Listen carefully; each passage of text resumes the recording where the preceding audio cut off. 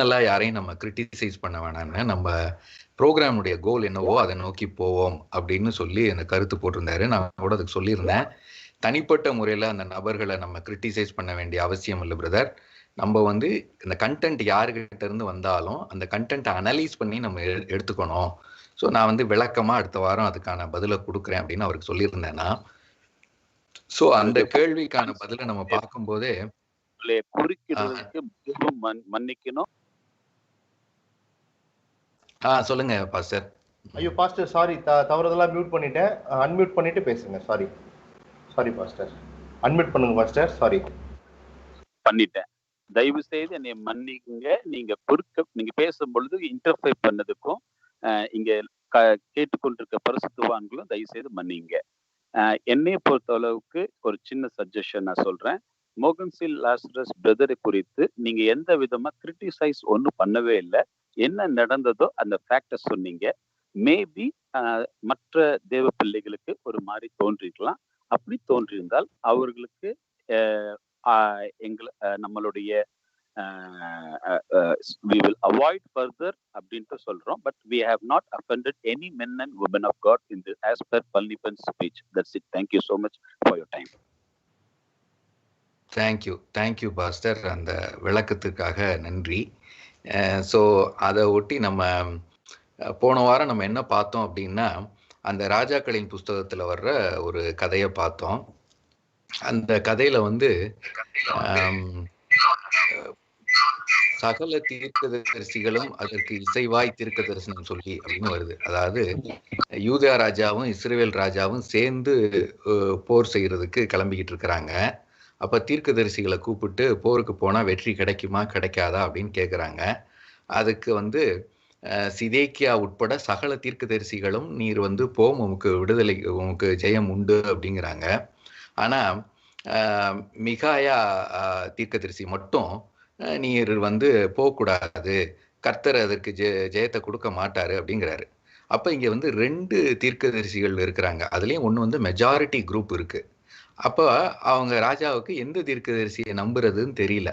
அப்ப எதுக்கு இந்த பாடத்தை நம்ம வேதத்துல அற்புத விதமா கடவுள் நமக்கு வச்சிருக்கிறார் அப்படின்னா, அவங்க பெரிய தீர்க்கதரிசியா இருக்கலாம், ஆனா அவங்க சொல்ல வர்ற வார்த்தை, அந்த கண்டென்ட் வந்து நம்ம அனலைஸ் பண்ணி எடுத்துக்கணும் அப்படிங்கிறதுக்கு ஒரு அடையாளமாக தான் இந்த கதையை வந்து நான் பார்க்குறேன். அதே மாதிரிதான் இன்னொரு 1 ராஜாக்களின் புஸ்தகம் 13ஆம் அதிகாரத்திலையும் நீங்க பார்க்கலாம். ஒரு தீர்க்க தரிசனம் சொல்றதுக்கு கர்த்தர் அனுப்புறாரு. அப்ப நீ வந்து போகிற இடத்தில் புசிக்க கூடாது, குடிக்க கூடாது, நீ வந்து திரும்பி வந்துடணும் அப்படின்னு கட்டளை கொடுத்து அனுப்புறாரு. ஆனா இன்னொரு வயதான தீர்க்கதரிசி உண்மை கர்த்தர் சாப்பிட சொன்னாருன்னு சொல்லி அவரை கூப்பிட்டு போய் போஜனம் கொடுக்குறாரு. அந்த கதை நம்ம எல்லாருக்குமே தெரியும். வர்ற வழியில அந்த தீர்க்கதரிசிய இறந்து போயிடுறான். அப்போ அந்த பெரிய தீர்க்கதரிசி அந்த கர்த்தர் வந்து அந்த பெரிய தீர்க்கதரிசிகிட்ட போய் சொல்றார், நான் கூட எதிர்பார்த்தேன் ஒருவேளை அந்த பெரிய தீர்க்கதரிசிக்கு தண்டனை கிடைக்குமோ, ஏன்னா அவர் சொல்லி தானே பாவம் இவர் நம்பினாரு அப்படின்னு நான் யோசிச்சேன். ஆனா அந்த இடத்துல அந்த மாதிரி தண்டனை கொடுத்ததா அந்த இடத்துல பதிவு செய்யப்படலை. ஆனா அந்த இடத்துல கர்த்தர் வந்து அந்த பெரிய தீர்க்கதரிசிகிட்ட போய் சொல்றாரு, பாரு நான் சொன்னதை மீறி அவன் செஞ்சதுனால அவன் இறந்து கிடக்குறான் அப்படின்னு அந்த எந்த தீர்க்கதரிசி பொய்யா சொன்னானோ அந்த தீர்க்கதரிசிகிட்ட போய் கர்த்தர் சொல்றாரு. அப்ப நம்ம அந்த கதையில பார்க்க வர்றது என்ன அப்படின்னா, நம்ம வந்து ஒரு கர்த்தர் ஒரு வேலையை சொன்னாரு அப்படின்னா அதை நம்ம வந்து தீர்க்கதரிசியே வந்து சொன்னாலும் நம்ம என்ன பண்ணக்கூடாது, அந்த கர்த்தருடைய காரியத்தை மீறக்கூடாது.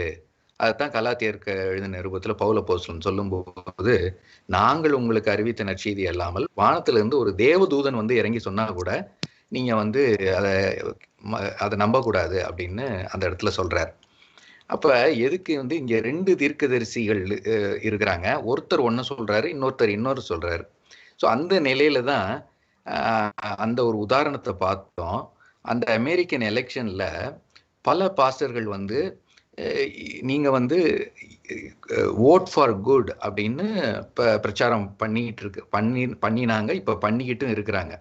அதுல டாக் பேகிட் அப்படிங்கிற ஒரு பாஸ்டர் வந்து என்ன பண்ணியிருக்கிறாரு, இப்போ அவர் ஒரு சுற்றுப்பயணத்தை மேற்கொண்டு கொண்டு இருக்கிறார். அந்த சுற்றுப்பயணத்துல அவர் வந்து பைபிளை வச்சுக்கிட்டு பிரசங்கம் பண்ணிக்கிட்டே வர்றாரு. அப்ப அவர் என்ன சொல்றாரு அப்படின்னா, போன தடவை நடந்த எலெக்ஷன்ல ட்ரம்ப்புக்கு விழுந்த ஓட்டு வந்து 81% ஒயிட் இவாஞ்சலிக்கல் ட்ரம்ப்புக்கு ஓட்டு போட்டிருக்கிறாங்க அப்படிங்கிறார். அதாவது வெள்ளை கிறிஸ்தவர்கள், வெள்ளை இனத்தை சேர்ந்த கிறிஸ்தவர்கள் பெரும்பகுதி ட்ரம்ப்புக்கு ஓட்டு போட்டிருக்கிறாங்க. இதுல ஓட் ஃபார் காமன் குட்ங்கிறத தாண்டி மக்கள் போலரைஸ் பண்ணப்பட்டிருக்கிறாங்கன்னு அந்த போதகர் வந்து நமக்கு சொல்றாரு. சொல்றது மட்டும் இல்லாம அவருடைய வேலையை விட்டுட்டு இப்ப 10 மாச சுற்றுப்பயணமா அமெரிக்கா முழுவதும் சென்று we have to stand for Jesus அப்படிங்கிறார். அதுக்கு அவர் என்ன எக்ஸ்பிளனேஷன் கொடுக்கிறார் அப்படின்னா, standing for Jesus is not standing for Trump. Standing for Jesus is standing for fact, standing for truth, standing for love, standing for justice. அதாவது உண்மைக்காக நிக்கிறது தான் இயேசுக்காக நிக்கிறது, நியாயத்துக்காக நிக்கிறது தான் இயேசுக்காக நிக்கிறது அப்படின்னு சொல்லி அந்த பாஸ்டர் வந்து அவரு டூர் ஆரம்பிச்சு போய்கிட்டு இருக்கிறார். இப்ப அதுக்கு வந்து ஃபண்டு தேவைப்படுது. அப்போ நான் இந்த மாதிரி கிறிஸ்தவர்கள் வந்து போலரைஸ் பண்ணப்பட்டிருக்கிறாங்க, ஆகவே அவங்களுக்கு உண்மையை எடுத்துரைக்க நான் போறேன் அப்படின்னு சொல்லி ஒரு விளம்பரம் பண்றார். அந்த விளம்பரத்தை பார்த்த இன்னைக்கு பலர் வந்து நாங்க இந்த இந்த காரியத்துக்கு உதவி செய்யறோம், கர்த்தரை எங்களுக்கு உதவி செய்ய சொன்னார் அப்படின்னு சொல்லி பலர் கான்ட்ரிபியூட் பண்ணி கிட்டத்தட்ட $1.5 பில்லியன் வந்து கலெக்ட் ஆயிருக்கு அந்த சுற்றுப்பயணத்துக்கு. அப்ப அந்த எலெக்ஷன்ல இங்க நம்ம அருமையான அண்ணன், நமக்கு ஆவிக்குரிய அண்ணன், நமக்கு மோகன்சி லாசரஸ் அண்ணன் சொல்றாங்க ட்ரம்ப்புக்கு ஓட்டுக்கு போடுங்கன்றாங்க. இங்க ஒரு பாஸ்டர் சொல்றாரு போடாதீங்க அப்படிங்கிறாரு. ஸோ நம்ம போடணுமா போட வேணாமான்னு அதுக்குள்ள நம்ம போக வேண்டாம். நம்ம இங்க SLP ப்ரோக்ராம்ல நம்மளுடைய இது என்னன்னா, யாரு என்ன சொன்னாலும் அனலைஸ் பண்ணுங்க, நம்ம கண்மூடித்தனமா நம்ம வந்து ஏத்துக்க கூடாது அப்படிங்கிற பாயிண்ட்டை தான் நம்ம வந்து இங்க வைக்கிறோம். ஏன்னா இங்க வந்து இங்க நம்ம இந்திய தேசத்துல நமக்கு தெரியும், இந்து மதத்தை பயன்படுத்தி இந்துத்துவவாதிகள் மக்கள் மத்தியில போலரைஸ் பண்ணிக்கிட்டு இருக்கிறாங்க. அப்போ இப்ப நீங்க நெல்லை கண்ணன் கேள்விப்பட்டிருப்பீங்க, திருநெல்வேலியில சுக்கி சிவம் கேள்விப்பட்டிருவீங்க. நம்ம இப்ப பாஸ்டர் நெகேமியா இப்ப பேசினாங்க, அவங்க வந்து மனித உரிமைக்காக குரல் கொடுக்குறவங்க. எங்க இடத்துல யாரு தாக்கப்பட்டாலும் அவங்க சுற்று வட்டாரத்துல நேரடியா போய் போலீஸோட பேசி அந்த அபிஷியல்ஸோட பேசி அவங்களுக்கு உதவி செய்யக்கூடியவங்க. அவங்களுடைய நண்பர் வட்டத்தில் இருக்கிறவர் தான் சுவாமி அக்னிவேஷ் அப்படின்னு சொல்லி வட இந்தியாவில் இருக்கிறார். இவங்கெல்லாம் வந்து இந்து மதத்தை பேசுறவங்க, நெல்லை கண்ணன், சுக்கி சிவம், சுவாமி அக்னிவேஷ் இவங்கெல்லாம். அப்ப இவங்கெல்லாம் என்ன சொல்றாங்க, இந்த இந்துத்துவவாதிகளுக்கும் எங்களுக்கும் சம்பந்தம் இல்லை, இந்த இந்துத்துவவாதிகள் எங்க மதத்தை பயன்படுத்தி இவங்க என்ன பண்றாங்க, மக்கள் மத்தியில பிரிவினையை ஏற்படுத்துறாங்க அப்படிங்கிறாங்க. அப்ப இதே மாதிரிதான் அந்த பாஸ்டர், அமெரிக்கால இருக்கிற பாஸ்டர் சொல்றாரு, எப்படி இவங்க இந்தியாவில வந்து மதத்தை பயன்படுத்தி மக்கள் மத்தியில பிரிவினையை உண்டாக்குறாங்களோ அதே மாதிரிதான் ட்ரம்ப் வந்து கிறிஸ்தவர்களுடைய ஓட்டை வந்து போலரைஸ் பண்றாரு. மற்றபடி அவருடைய நடவடிக்கைக்கும் இயேசு பெருமானுடைய கொள்கைக்கும் எந்த தொடர்பும் இல்லை. இந்த கருத்துக்கள் உலகம் எங்கிலும் பரப்பப்படுவதற்கு நியூஸ் மீடியா வேலை செஞ்சிட்டு இருக்கிறாங்க. இதன் அடிப்படையில இந்திய போதர்களும் அறியாம ட்ரம்ப்புக்கு ஓட்டு போட சொல்லி கேட்டுக்கிட்டு இருக்கிறாங்கன்னு அவர் சொல்றார். ஆகவே நம்ம இப்ப தவறுதலா ஒருத்தர் சொல்லிட்டார் அப்படிங்கிறதுக்காக கடவுள் அவரை தூக்கி டக்குன்னு நரகத்துல போட போறது இல்லை. நம்ம வந்து என்ன பண்றாரு, நம்ம வந்து அவருடைய பிள்ளைங்க. ஸோ நம்ம தப்பு பண்ணாலும் நம்மளை திருத்தி கடவுள் வந்து நம்மளை கொண்டு வர்றாரு. ஸோ அந்த நிலையில தான் நம்ம பார்க்குறோம். பேதுரு வழியா இயேசு பெருமான்கிட்ட சாத்தான் பேசும்போது இயேசு பெருமான் சொல்றாரு, அப்பாலே போ சாத்தானே அப்படிங்கிறார். அப்போ அப்பாலே போ சாத்தானேன்னு அவர் பேதுருவை சொல்லலை, பேதுருவுக்குள்ள இருக்கிற அந்த சாத்தானிய கருத்துக்களை சொல்றார், ஒரு தவறான கருத்து. ஸோ அதுல என்ன சொல்ல வர்றாருன்னா, பேதுருக்குள்ள இருக்கிற சாத்தானே அப்பாலே போ, பேதுருவே நீ முன்னாடி வாப்பா அப்படிங்கிறார். அதுதான். ஸோ பேதுரு கர்த்தர்கிட்ட இருந்து ஒரு வாக்குத்தத்தத்தை பெற்ற பேதுரு அவர், இந்த கல்லின் மீது என் சபையை கட்டுவேன் அப்படின்னார். ஒரு முதிர்ந்த அப்போஸ்தலன் அவர். ஒரு முதிர்ந்த அப்போஸ்தலனே இருந்தா கூட அவர் என்ன சொல்றார் அப்படிங்கிறத நம்ம இயேசுவின் வெளிச்சத்துல பார்க்கல அப்படின்னா நம்ம தவறிடுவோம். அந்த நிலையில தான் நம்ம பின்பகுதியில நம்ம பார்க்கும்போது இயேசு, அதாவது பேதுரு வந்து அந்த யூதர்களுக்கு பயந்து புறஜாதியர் கூட சாப்பிட்டுட்டு இருக்கிறாரு. அப்ப அந்த யாக்கோபின் இடத்துல இருந்து ஆட்கள் வரும்போது கொஞ்சம் இவர் பயந்து அந்த சாப்பிடுற பந்தியில இருந்து எழுந்து வர்றார். அப்ப இதை வந்து பின்னாடி வந்து பவுல் அப்போஸ்தலன் கண்டிக்கிறத நம்ம பார்க்கிறோம். அப்ப பவுல் அப்போஸ்தலன் பேதுருவை கம்பேர் பண்ணா வயதுல குறைந்தவர். அதே நேரத்தில் பவுல் அப்போஸ்தலன் வந்து ஒரு நாமினேட்டட் அஃபீஷியல் அப்போஸ்தல் கிடையாது. அவர் தன்னை அப்போஸ்தலன் கிளைம் பண்ணி சொல்லிக்கிட்டாலும் அந்த 12 அப்போஸ்தலர்ல ஒருத்தர் கிடையாது. 12 அப்போஸ்தலருக்கும் பிரதானமா முன்னாடி தலைவராக இருந்தவர் பேதுரு. அப்ப நமக்கு பரிசுத்தாவியானவர் கற்றுக் கொடுக்கிறது, அவன் பெரிய அப்போஸ்தலனாக இருந்தாலும், அவன் கர்த்தருடைய வாக்குத்தத்தத்தை பெற்றவனாக இருந்தாலும் தவறு செய்யும் போது நீங்கள் அதை சுட்டி காட்டுங்கள். இதுதான் பரிசுத்தாவியானவர் நமக்கு கற்றுக் கொடுக்கிறது. ஸோ நம்ம அந்த தனிப்பட்ட நபரை நம்ம கிரிட்டிசைஸ் பண்ண வேண்டாம். அவங்களுக்குள்ள இருக்கிற அந்த கருத்தை நம்ம எடுத்து காட்டும் போது அவங்களும் வெளிச்சத்துக்கு வர்றதுக்கு நம்ம வாய்ப்பு உண்டாக்குறோம் அப்படின்னு சொல்றாங்க. அப்படிங்கிறது தான் புதிய ஏற்பாட்டுல கர்த்தர் நமக்கு கொடுக்கிற தைரியம். அப்ப இந்த நெல்லைக்கண்ணன், சுக்கி சிவம், இந்த சுவாமி அக்னிவேஷ் இவங்கள்லாம் வந்து இந்து மதத்தை பயன்படுத்தி இவங்க இந்துத்துவவாதிகள் மக்களை பிரிவினை உண்டாக்குறாங்கன்னு சொல்லையில இவங்களுக்கு எதிராக வழக்கு பாயுது. யாரு வழக்கு பாய்ச்சரா? இவங்க மோடியினுடைய பக்தர்கள். யாரு? மோடியினுடைய அடிமைகள். அப்ப அவங்க என்ன சொல்றாங்க அப்படின்னா, கேள்வியே கேட்காத அப்படிங்கிறான். நீ எப்படி நீ மோடின்னா இந்து மதம்னா மோடி, நீ கேள்வி கேட்கக்கூடாது அப்படிங்கிறான். அப்ப இந்த மாதிரி ஒரு அறிவை பயன்படுத்தாத ஒரு கீழ்மட்ட தொண்டர்கள், பிரெயின் வாஷ்டு பீப்புளை நம்ம எல்லா இடத்துலையும் நம்ம பார்க்குறோம். அது வந்து இப்போ ஒரு சிலர் இருப்பாங்க, கலைஞரை பற்றி சொல்லக்கூடாது அப்படிம்பாங்க. ஒரு சிலர் வந்து நீங்கள் வந்து ஓபிஎஸ்ஸை பற்றி சொல்லக்கூடாதீங்கன்னா அவருடைய விசுவாசி சொல்லுவார், இபிஎஸ், அந்த மாதிரி சீமான். ஒவ்வொரு குரூப்லையும் நீ கேள்வியே கேட்கக்கூடாது, கேள்வி கேட்டால் நாங்கள் மீன் போடுவோம், நீ வந்து கேள்வி கேட்கறது தப்பு அப்படின்னு சொல்ற குரூப் இருக்கிறாங்க. ஆனா கேள்வி கேளுங்க, நியாயத்துக்காக கேள்வி கேளுங்க அப்படிங்கிறது தான் இயேசு பெருமான் நமக்கு கொடுக்குற பாதை. அதுலதான் வந்து கத்தோலிக்க திருச்சபையை கேள்வி கேட்டு போப்புனுடைய அத்தாரிட்டியை கேள்வி கேட்டதுனாலதான் நமக்கு ப்ராட்டஸ்டன்ட் அப்படிங்கிறதே ஒன்று வந்திருக்கு. அந்த பெரிய தீர்க்கதரிசி அவர் வந்து பேதுரு வழி வந்தவர், நான் கேள்வியே கேட்கக்கூடாது, அவர் சொல்றதை நான் அப்படியே ஏற்றுக்கொள்ளணும் அப்படின்னா மார்ட்டின் லூத்தர் என்ன துவங்கி இருக்க முடியாது, ப்ராட்டஸ்டண்ட்டை துவங்கி இருக்கவே முடியாது. அதே நேரத்தில் தான் வந்து நீங்கள் கத்தோலிக்க திருச்சபைக்குள்ளேயே பார்த்தீங்கன்னா இவர் அலெக்சாண்ட்ரியன் பிஷப் வந்து இன்னொரு பிஷப்பை வந்து கொஸ்டின் பண்ணுறாரு. ஏன்னா அந்த பிஷப் வந்து ஏரியன் தியரியை உடையவர். ஏரியன் தியரின்னா இயேசு பெருமானுடைய டிவினிட்டியை கொஞ்சம் கொஸ்டின் பண்ணுற தியரி அது.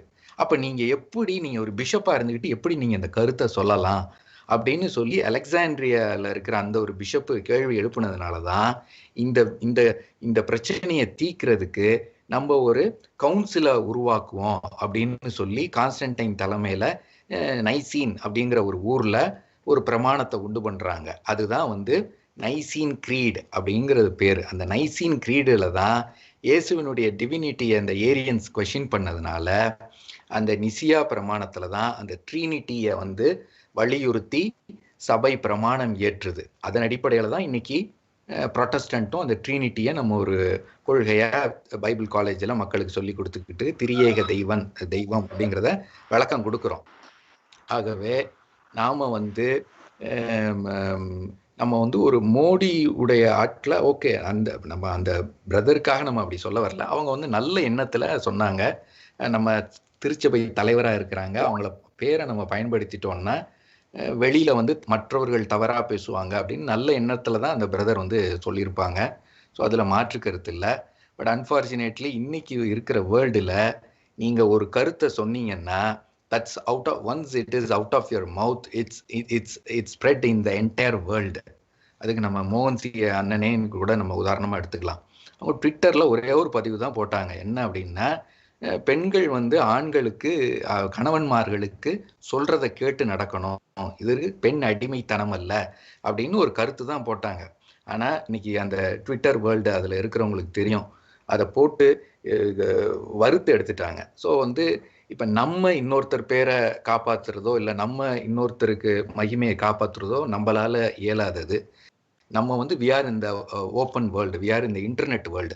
ஸோ ஒன்ஸ் நான் சொல்கிற வார்த்தையே என் வாயிலேருந்து வெளியில் வந்துருச்சு அப்படின்னா anyone has a right to criticize, anyone has the right to question it. So அந்த ஒரு உரிமையை நமக்கு ஜனநாயகத்தில் நமக்கு வந்து கொடுத்துருக்குறாங்க. ஸோ அதை வந்து நம்ம நன்மைக்கு பயன்படுத்திக்கணும். எப்படி மார்ட்டின் லூத்தர் வந்து தவறான காரியங்களை கொஸ்டின் பண்ணி ஒரு ப்ராட்டஸ்டண்ட்டை உருவாக்குனாரோ, எப்படி அந்த அலெக்சாண்ட்ரியன் பிஷப்பும் மற்ற பிஷப்பும் ஏரியன் பிஷப்பை கொஸ்டின் பண்ணி நிசியா பிரமாணத்தை உருவாக்குனாங்களோ, அதே மாதிரி தான் நம்ம மோகன்சி அண்ணனே வந்து பல இடத்துல சொல்லுவாங்க, நம்ம வந்து அக்கௌண்டபிளாக இருக்கணும் ஒவ்வொரு ஊழியரும். ஸோ அன்அக்கௌண்டபிளாக இருக்கக்கூடாது. So no one is beyond questioning அப்படின்னு அண்ணன் சொல்லுவாங்க. ஸோ அந்த அடிப்படையில் நம்மளுடைய நம்பிக்கை இயேசுவின் வெளிச்சத்தில் இருந்தால் நம்ம அதை தொடரணும். இல்லை நமக்கு நம்ம அந்த நம்பிக்கை வந்து கொஞ்சம் தவறாக இருக்குது, திருத்திக்கணும், நம்ம வந்து லேர்னிங் வந்து வேற மாதிரி கற்றுக்கிட்டு இருக்கோம் அப்படின்னு நமக்கு கர்த்தருடைய ஒளியில் பட்டுது அப்படின்னா நம்ம வந்து we should be ready to unlearn. நம்ம அந்த அன்லேர்ன் பண்ணுற ப்ராசஸ் கொஞ்சம் உங்களுக்கு இந்த எஸ்எல்பி ப்ரோக்ராமில் இருக்கும்.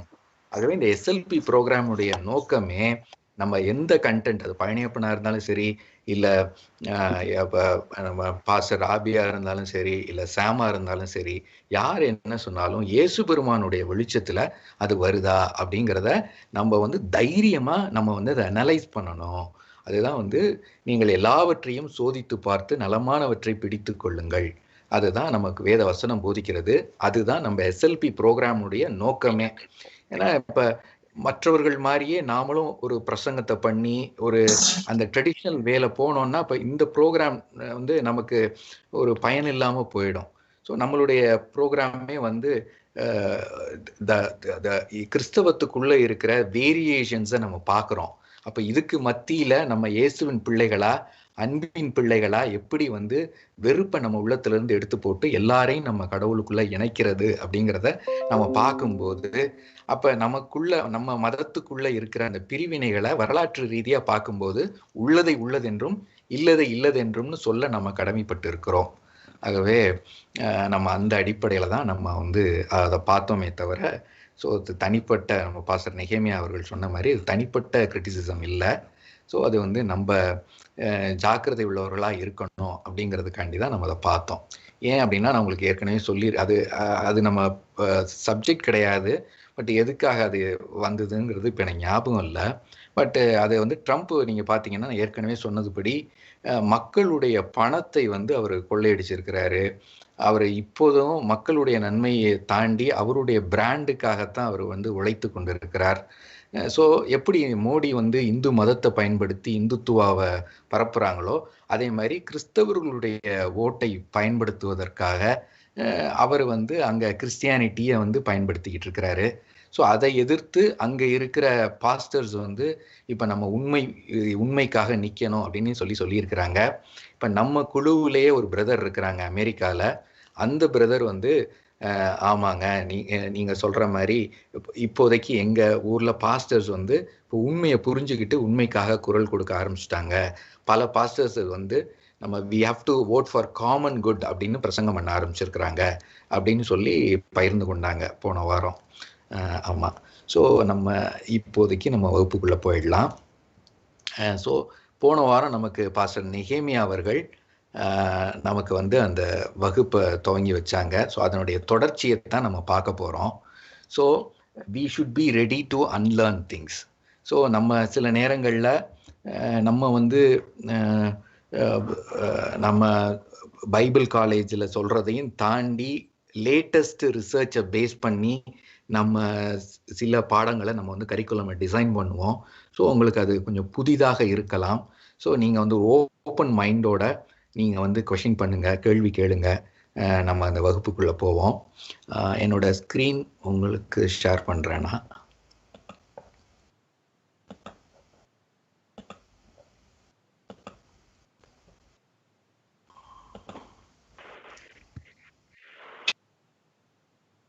என் ஸ்க்ரீன் தெரியுதுங்களா?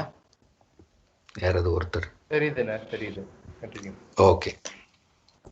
ஸோ இப்போ நம்ம வேதாகமத்தை எப்படி நம்ம வாசிக்கணும், வேதாகமத்தை வாசிக்கும்போது என்னென்ன காரியங்களை நம்ம மனதில் எடுத்துக்கொள்ளணும் அப்படிங்கிறது தான் நம்ம ஒரு தொடர் வகுப்பாக ஒவ்வொரு ஞாயிற்றுக்கிழமையும் நம்ம பார்க்க போகிறோம்.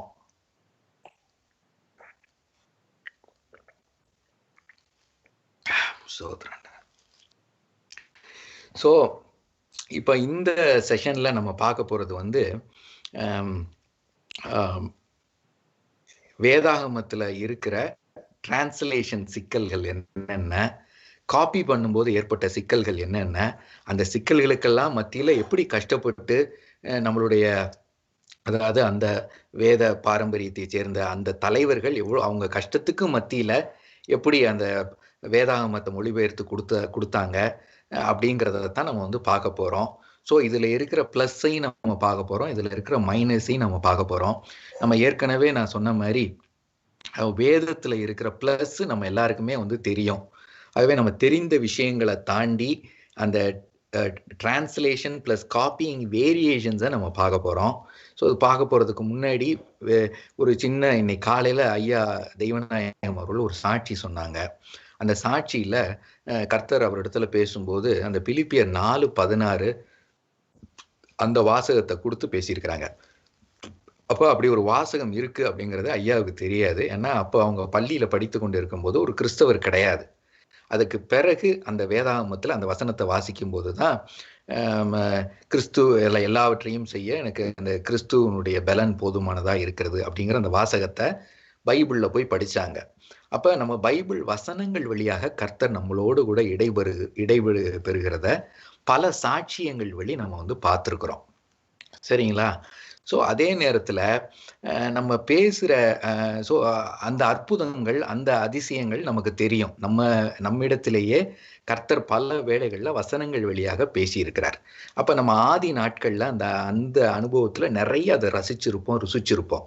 பட் போக போக நம்ம வேதாகமத்துக்குள்ள நுழைய நமக்கு பல வசனங்கள் வந்து சந்தேகத்தை கலப்போம். அது வந்து உண்மைதான், இந்த வசனத்துக்கு என்ன அர்த்தம் அப்படிங்கிறத. அப்புறம் சில இடத்துல பார்த்தோம் அப்படின்னா வசனத்தையே சத்துரு பயன்படுத்துறதையும் நம்ம பார்க்க முடியும். அதுக்கு தி பெஸ்ட் எக்ஸாம்பிள் வந்து ஜீசஸ். அப்ப இயேசு பெருமான் வந்து அந்த 40 நாள் உபவாசம் இருந்து அதுக்கு அடுத்த அவரு இருக்கும்போது சாத்தான் வந்து இயேசு பெருமானை வந்து சோதிக்கிறான்.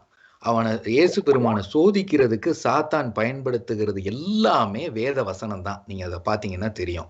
அப்போ வேத வசனம் அப்படின்னா கூட ஆண்டவர் சொல்றாரு, அந்த கான்டெக்ஸ்ட பாருங்க, யாரு சொல்றான்னு பாருங்க, எதுக்கு சொல்றான்னு பாருங்க, அப்ப எந்த இடத்துல சொல்லப்பட்டிருக்குன்னு பாருங்க. அப்போ ஒரு காரியத்தை நம்ம புரிந்து கொள்ளணும்னா அதுக்கு பரிசுத்த ஆவியானவருடைய உதவி இல்லாம நாம புரிந்து கொள்ள முடியாது அப்படிங்கிற அந்த பாடம் நமக்கு கிடைக்குது. அப்ப இயேசு பெருமான் அதை நமக்கு தெளிவா கத்து கொடுக்குறாரு. அப்ப நீ வந்து மேல இருந்து குதி, உன்னை வந்து சாத்தான் அது தூதர்கள்லாம் தாங்குவாங்கன்னு சாத்தான் சொல்லும்போது நம்ம பாடலா கூட பாடுறோம் இல்லையா? பெர்க்மான்ஸ் பாட்டுல அது என்ன பாட்டு அது? பாதம் கல்லில் இடராதபடிக்கு கரங்களில் தாங்குவார் அப்படின்னு பெர்க்மான்ஸ் ஐயா அற்புதமான ஒரு பாட்டு எழுதியிருக்கிறாங்க. அந்த வசனத்தை தான் பேசுறான். நீர் தாள குதியும்.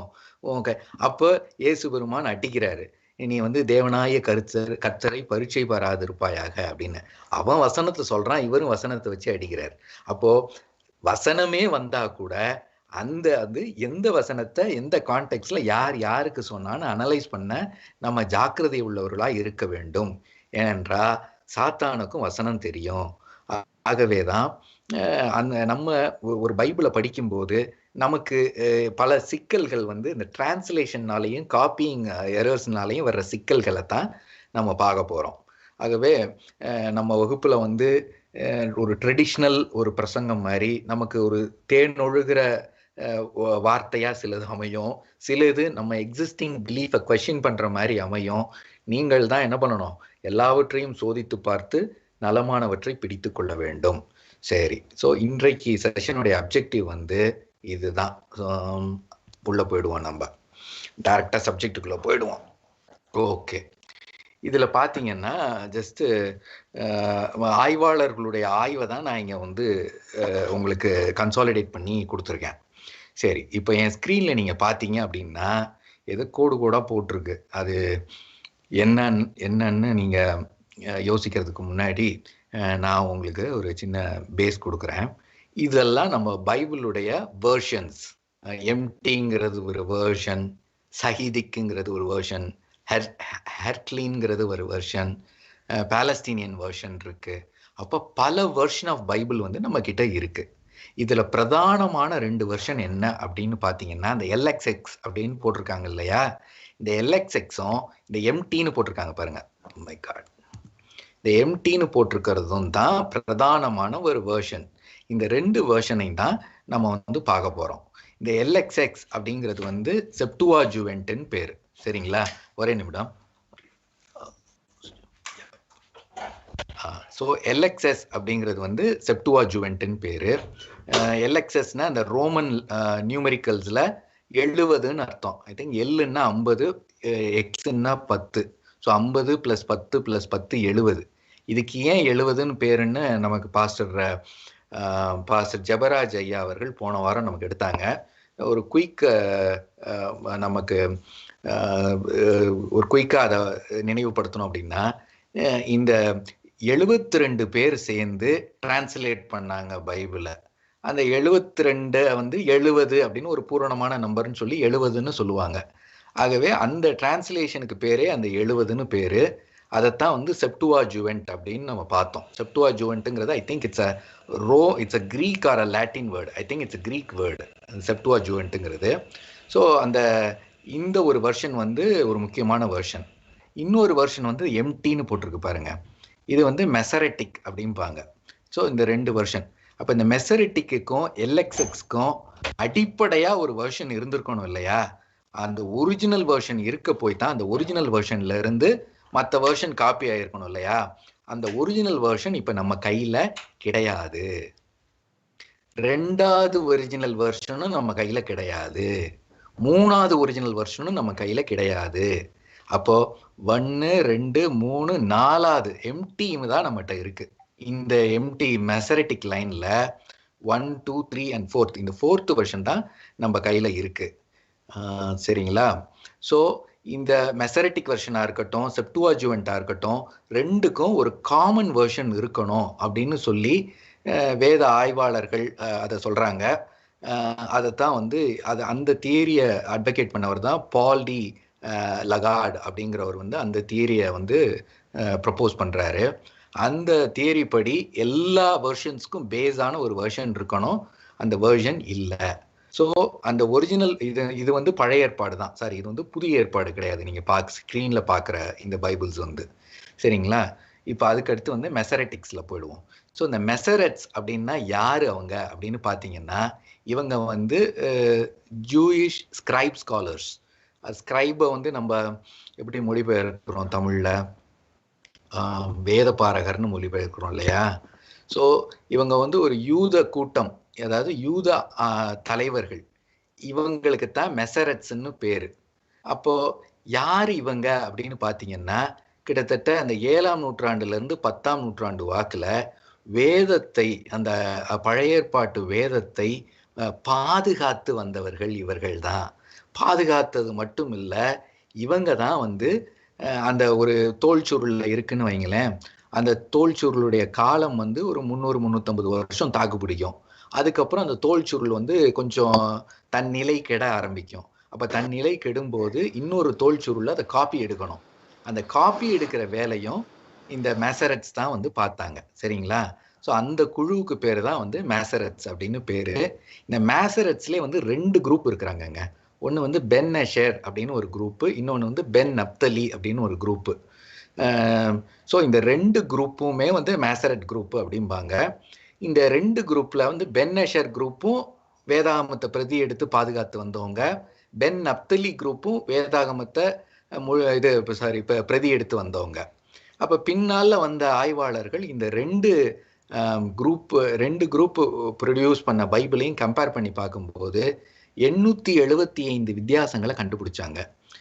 இதுல நான் கொஞ்சம் உள்ள போய் பார்த்தது வரைக்கும் மேஜர் டிஃபரன்ஸ் ஒன்றும் கிடையாது. சரிங்களா? மைனர் டிஃபரன்ஸ் தான். ஒரு சிலது தான் கொஞ்சம் மேஜர் டிஃபரன்ஸா வரும். பட் இந்த 2 ட்ரெடிஷன் இருக்கு மெசரெட்டிக் குரூப்புக்குள்ளேயே. பென் அஷேர் ஒன்று, பென் நப்தலி ஒன்று, 2 குரூப் இருக்கு. அதுல ஒரு சில பைபிள் ஸ்காலர்ஸ் வந்து பென் நப்தலி தான் பெஸ்ட் அப்படிம்பாங்க. இன்னொரு சில பைபிள் ஸ்காலர்ஸ் வந்து பென் அஷேர் அப்படிங்கிறது தான் பெஸ்ட் அப்படிம்பாங்க. நம்ம அந்த ஆய்வுக்குள்ள நம்ம வந்து போக வேண்டாம். ஸோ எதுக்காக இந்த மெசரெட்ஸை நான் எடுத்தேன் அப்படின்னா, இவங்க வந்து ஒரு முக்கியமான ஒரு சிஸ்டத்தை நம்ம பைபிள்ல இன்ட்ரடியூஸ் பண்ணியிருக்கிறாங்கங்க. அது என்ன அந்த சிஸ்டம் அப்படின்னு பார்த்தீங்கன்னா, ஆதி காலத்துல பைபிள் எழுதும் போது அந்த பைபிள்ல வந்து எது கிடையாது அப்படின்னா வந்து இது கிடையாது, உயிரெழுத்துக்கள் கிடையாது. கான்சனன்ஸ் அது மெய்யெழுத்துக்களை மட்டும்தான் வச்சு அந்த வந்து ஒரே நிமிஷம்.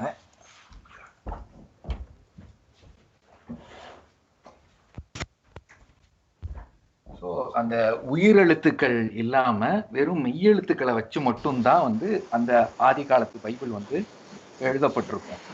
அப்போ பின்னாடி அந்த ஹீப்ரூ லாங்குவேஜ் டெவலப் ஆகும்போது என்ன அப்படின்னு பார்த்தீங்கன்னா, அவங்களுக்கு அந்த உயிரெழுத்துக்கள் இல்லாம ப்ரொனன்சியேஷன் அந்த வாசிக்கிறது ரொம்ப கஷ்டமா போயிடுச்சு. ஏன்னா அந்த ஹீப்ரூ லாங்குவேஜும் மாறிக்கிட்டே வருது. இப்போ உதாரணத்துக்கு நம்ம தமிழே நீங்க எடுத்துக்கிட்டீங்கன்னா, ஒரு 200 வருஷத்துக்கு முன்னாடி பார்த்தீங்கன்னா சமஸ்கிருதம் கலந்த தமிழுக்கு மணி பிரவாகம்னு பேரு. அது சமஸ்கிருதம் கலந்த தமிழ். அப்புறம் ஒரு 10ஆம் நூற்றாண்டு ராஜராஜன் காலத்துல போனீங்கன்னா அதுக்கு அந்த ஸ்கிரிப்டை பார்த்தீங்கன்னா வட்டெழுத்தும்பாங்க, அப்புறம் கிரந்தம்பாங்க, அதாவது இது பல்லவர் கிரந்தம்பாங்க. அப்போ நம்ம தமிழ் மொழியே எழுதுகிற முறை வந்து காலத்துக்கு காலம் மாறிக்கிட்டே வந்திருக்கு. ஸோ இந்த காலத்துக்கு காலம் மாறிக்கிட்டே வர்றது வந்து எல்லா மொழிக்கும் பொருந்தும். ஆகவே பின்னால அந்த யூத மக்கள் வந்து உயிரெழுத்துக்களை இருந்தாதான் அதை வந்து நம்ம வாசிக்க முடியும். பட் அந்த ஆதி நாட்கள்ல அந்த உயிரெழுத்துக்களை வந்து அவங்களுக்கு தெரியும், வாசிக்கிறவங்களுக்கு அந்த உயிரெழுத்துக்கள் உள்ள எழுதியிருக்காட்டாலும் இவங்க வாசிக்கும் போது கரெக்டா போட்டு வாசிச்சிருவாங்க. ஆனா அன்பார்ச்சுனேட்லி என்ன ஆயிடுச்சு, பாபிலோன் வந்து சண்டை போடுறதுக்கு வந்து யூதர்களை அடிச்சு துரத்திட்டான். அங்கிருந்து அசிரியர்கள் கிமு 8ஆம் நூற்றாண்டுல வந்து இஸ்ரவேலர்களை அடிச்சு துரத்திட்டான். அப்போ அவங்களுடைய சிஸ்டமே உடஞ்சு போச்சு. இந்த எஸ்ரா நெகேமியா காலத்துல தான் வேதாகமத்தை வந்து ரீப்ரொடியூஸ் பண்றாங்க. அதை வந்து அந்த பாபிலோனுக்கு சிறைப்பட்டு போன காலகட்டத்துல அதுக்கப்புறம் வந்து அந்த த பெர்ஷியன் கிங் வர்றான். அந்த பெர்ஷியன் கிங் தான் என்ன பண்றான், சரிப்பா நீங்க யூதர்கள்லாம் ஏதோ உங்க தேவனுக்கு கோயில் கட்டணும்னு சொல்றீங்க, நீங்க உங்க ஊருக்கு நீங்க போகலாம் அப்படின்னு சொல்லி அந்த பெர்ஷியர் காலத்துல தான் they are coming back to Israel. So அதுக்கப்புறம் அவங்க வந்து இருக்கிற சோர்ஸை வச்சு ரீப்ரொடியூஸ் பண்ணது தான் அற்புதமான நம்மளுடைய வேதம், அதாவது பழைய ஏற்பாடு. ஸோ அவங்க அந்த நாட்களில் வந்து அவங்க ரீப்ரொடியூஸ் பண்ணும்போது அந்த வவல்ஸை வந்து லேட்டர் பீரியட், வவல்ஸ்னா அந்த உயிரெழுத்துக்கள் லேட்டர் பீரியட்ல தான் அவங்க யூஸ் பண்ண ஆரம்பிச்சாங்க. ஸோ இந்த மெசரட் குரூப்பு தான் அதை இன்ட்ரடியூஸ் பண்ணாங்க. நோட் பண்ணிக்கிங்க, மெசரட் குரூப்பு தான் பைபிள், அதாவது மெய்யெழுத்துக்களை வச்சு எழுதப்பட்ட பைபிளுக்கு உயிர் எழுத்துக்களை முதல்ல உட்புகுத்துறாங்க. அது வந்து அப்பதான் வந்து வாசிக்க முடியும். சரிங்களா? ஸோ இப்போ என் ஸ்க்ரீன்ல நீங்க பார்த்தீங்க அப்படின்னா இதுக்கு வந்து அந்த அந்த புள்ளி வைக்கிறதுக்கு அந்த இதுக்கு நிக்கெடன் பேரு, அதுக்கு பேரு. ஸோ அந்த நிக்கெட் அப்படின்னா அந்த வவல்ஸ், அந்த உயிர் எழுத்துக்களை ப்ரொனவுன்ஸ் பண்றதுக்கு இந்த மெத்தடை வந்து பயன்படுத்துவாங்க. இப்போ இதுக்கு உதாரணம் நான் கொஞ்சம் நிறையா டெக்ஸ்ட் கொடுத்துருப்பேன். நீங்கள் அதை என்டையர் டெக்ஸ்டையும் நீங்கள் வாசிக்கணும்னு அவசியம் இல்லை. நீங்கள் இன்டெப்த்தாக போனீங்கன்னு அப்படின்னா நீங்கள் இதை வாசிக்கலாம். பட் எனிவே நான் இதை உங்களுக்கு ஷேர் பண்ணுவேன். ஸோ அதனால நீங்கள் இப்போதைக்கு நீங்கள் இதை வாசிக்கணும்னு அவசியம் இல்லை.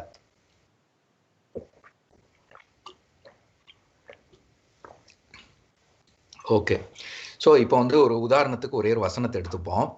இப்போ என் ஸ்க்ரீனில் ஆதியாகமம் 1ஆம் அதிகாரம் 9வது வசனம் இங்கே போடப்பட்டிருக்கு. And God said let the waters be collected அப்படிங்கிறது வந்து பிளாக்ல இருக்கு. இப்போ இது இந்த இடத்துல இது இந்த ஆங்கிலத்துக்கு கருப்புல இருக்கிறது தான் வந்து ஹீப்ரூ சென்டென்ஸ். இந்த மெசரட்ஸ் வந்து என்ன பண்றாங்கன்னா இந்த ரெட் கலர்ல இருக்கு பாருங்களேன், இந்த ரெட் கலரை அவன் தான் இன்ட்ரடியூஸ் பண்றான். உதாரணத்துக்கு நான் உங்களுக்கு சொல்றேனே, இப்போ என்ன ஞாபகம் வருது, அப்பா அப்படின்னு நம்ம சொல்றோம்ல, அப்போ ஹீப்ரூ பைபிள்ல என்ன எழுதுக்குன்னா அபான்னு எழுதியிருக்கும். அ பா 2 எழுத்து தான் இருக்கும், இப்பு இருக்காது. சாரி, தப்பா சொல்றேன். ஓகே, பா அப்படின்னு தான் இருக்கும், ஆ இருக்காது. அப்போ நான் பின்ன ஆனால் அதை ப்ரொனவுன்ஸ் பண்ணும்போது அப்பா அப்படின்னு கரெக்டாக ப்ரொனவுன்ஸ் பண்ணுவாங்க. ஒரு உதாரணத்துக்கு தான் நான் சொல்கிறேன், சரிங்களா? ஸோ அவங்க வாசிக்கும் போது ஆவை கரெக்டாக போட்டுருவாங்க. பின்னால வந்தவனுக்கு அந்த ஆவை அந்த இடத்துல போடணும்னு தெரியாது, வெறும் பான்னே வாசிச்சுட்டு வருவான். அப்ப இந்த மெசரட்ஸ் தான் என்ன பண்றாங்க, நம்ம ஏற்கனவே அதை வாசிக்கும் போது அப்பான்னு வாசிச்சாங்க, ஆகவே ஆங்கிறது அப்ப அந்த எழுத்துல கிடையாது, அதை நம்ம இப்ப போட்டாதான் பின்னால வந்த யூதர்கள் கரெக்டா வாசிப்பாங்க அப்படின்னு சொல்லிட்டு அந்த ஆங்கிற பதத்தை பக்கத்துல சேர்க்க மாட்டாங்க, இந்த எழுத்துக்கு கீழே சேர்ப்பாங்க ரெட் கலர்ல. சரிங்களா? சோ இந்த இந்த இந்த நிக்கட் சிஸ்டம்னு பேர் இருக்கு.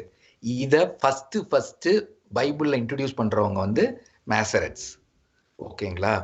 சோ இந்த இந்த இந்த ரெட் கலர்ல இருக்கிறது, இந்த ப்ளூ கலர்ல ரெட் கலர்ல இருக்கிறது எல்லாமே வந்து தனித்தனி உயிர் எழுத்துக்கள்.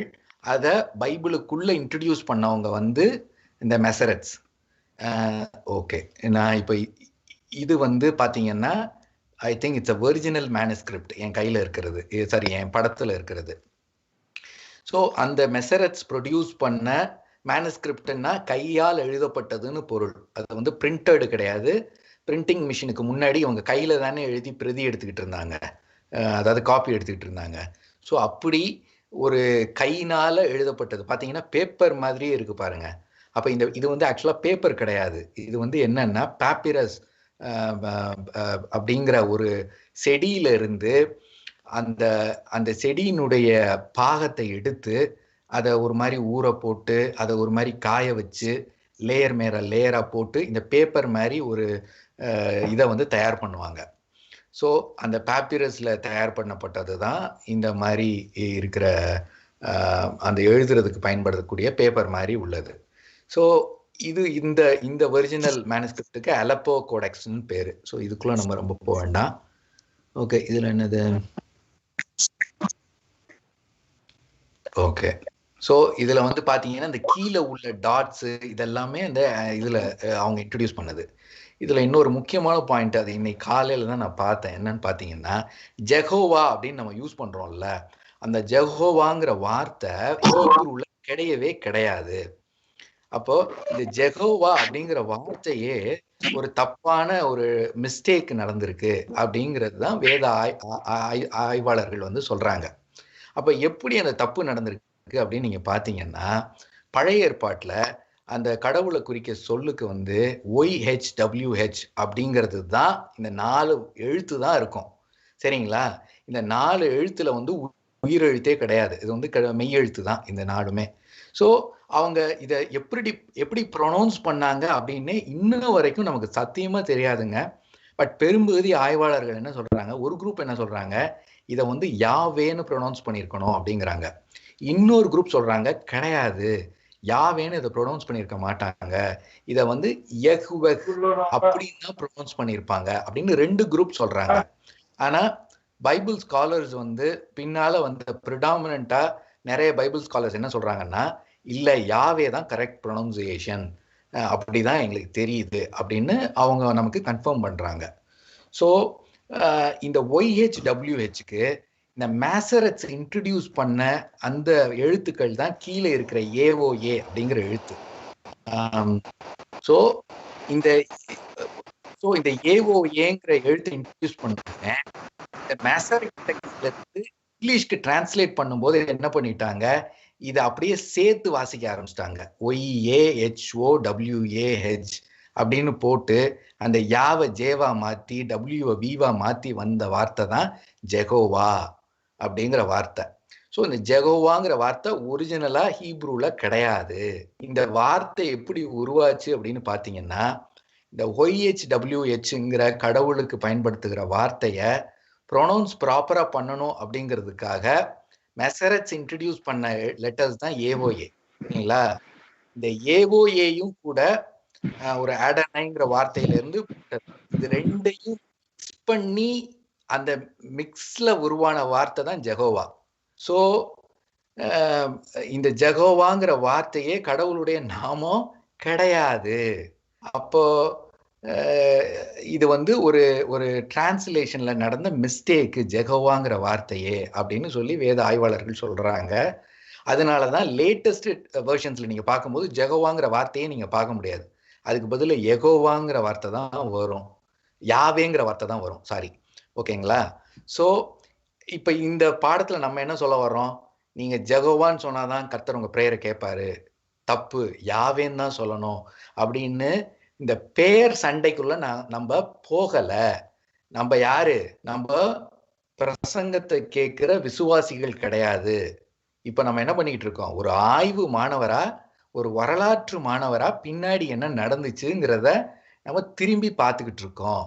ஸோ நம்ம இந்த ப்ரோக்ராம்ல நம்ம என்ன சொல்ல வர்றோம் அப்படின்னா, நீங்க நம்ம இப்ப நான் வந்து ஒரு உண்மையான மனதோட ஏசப்பா கிட்ட கடவுள்கிட்ட ப்ரேயர் பண்ணாலே என் ப்ரேயர் அவர் கேட்பாரு.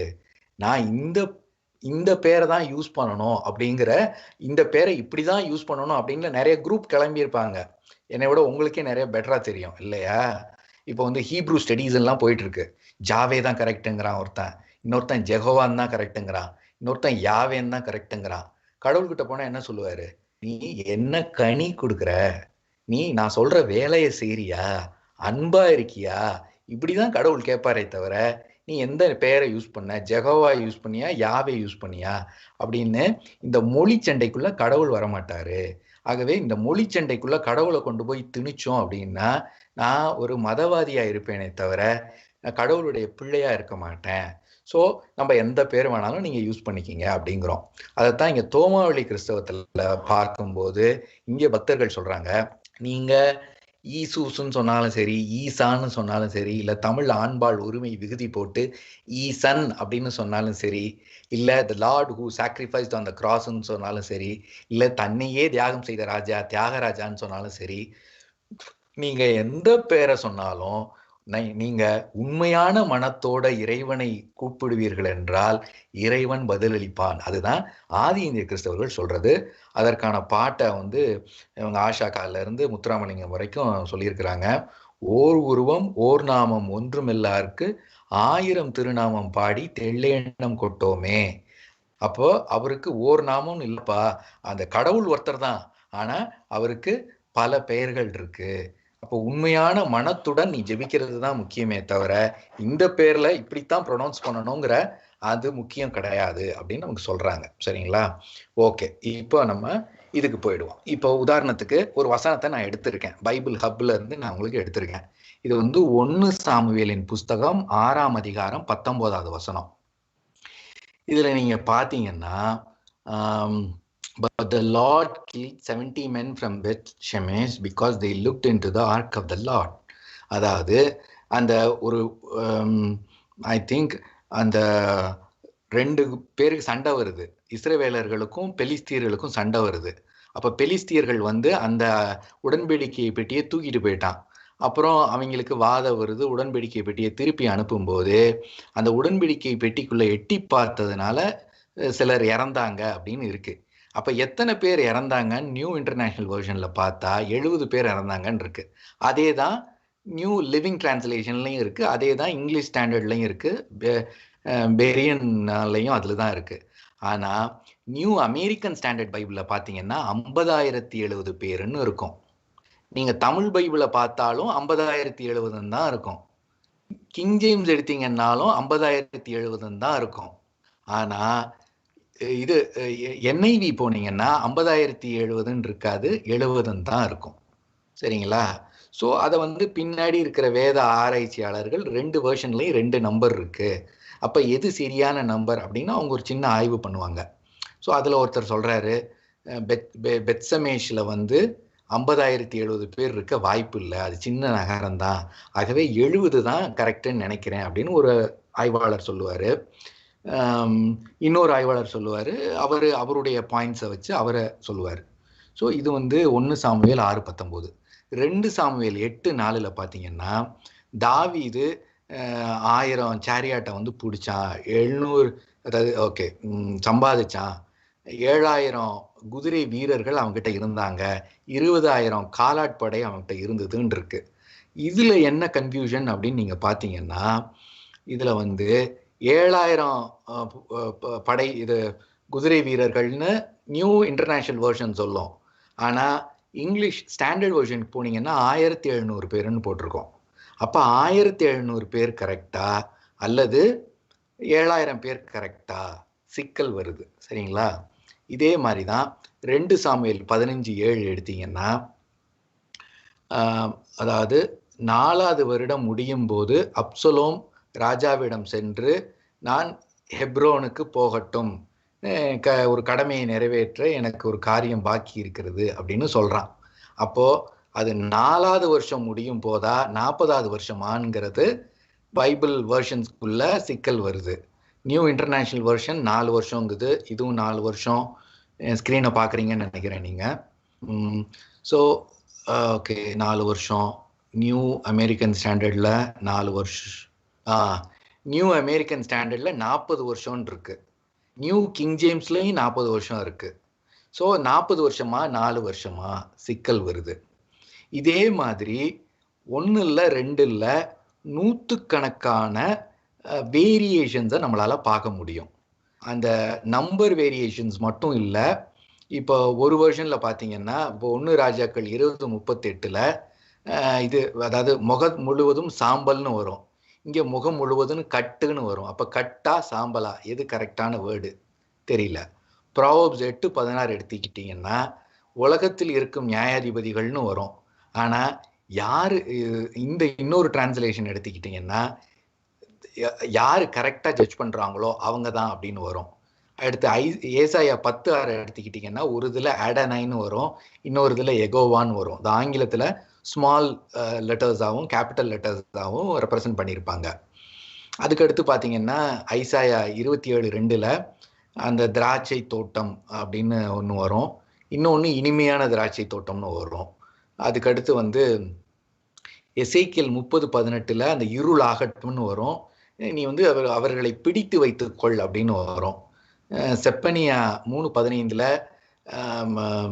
அதாவது தீமையை அங்கே பாருன்ற மாதிரி வரும், தீமைக்கு பயப்படுன்னு இன்னொரு வெர்ஷன்ல வரும். மலாக்கி 1:12 கர்த்தருடைய அதாவது ஓகே இங்கேயும் வந்து அந்த அடனை யாவே பிரச்சனை வருது.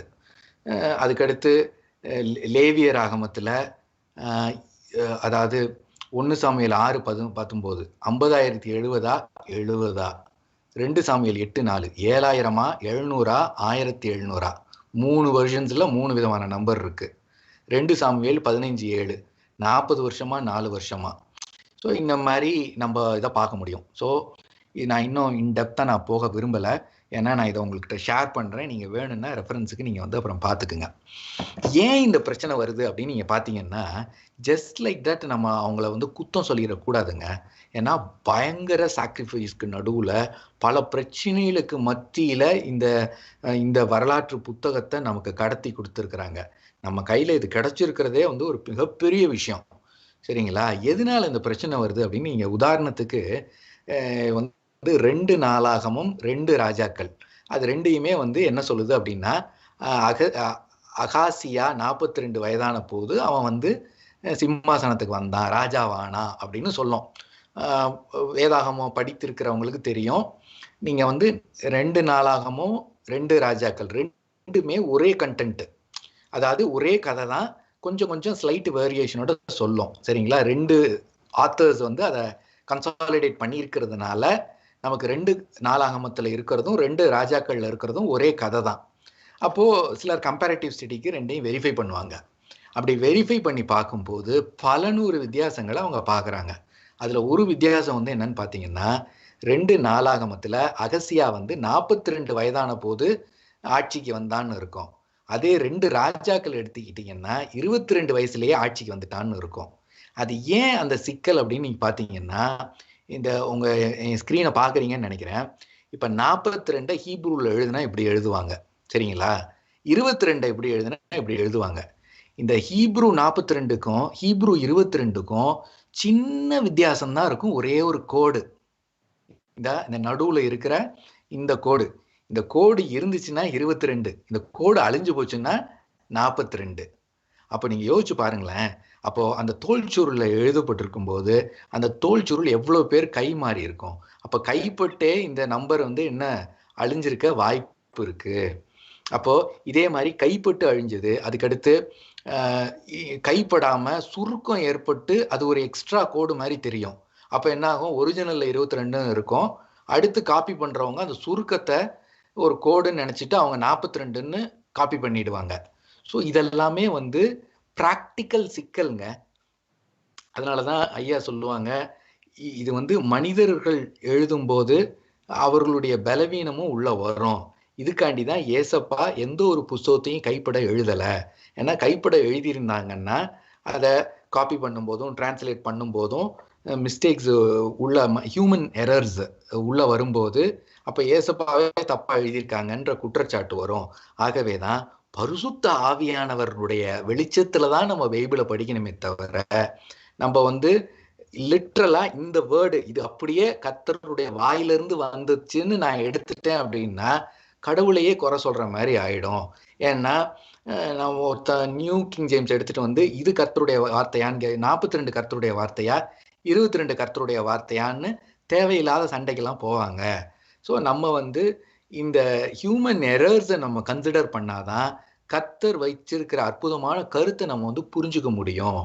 ஸோ நம்ம வந்து உள்ளதுன்னு ஏற்றுக்கொள்ளணும் அப்படின்னு சொல்றாங்க. அப்ப இதெல்லாம் எதுக்குங்க நம்ம இங்க பேசிக்கிட்டு இருக்கிறோம்? நம்ம வந்து எது நல்லதோ அதை பேசிட்டு போவோமேங்க, வேரியேஷன்ஸ் இருந்தா இருக்கட்டுமேங்க அப்படின்னு நம்ம சொல்லலாம்.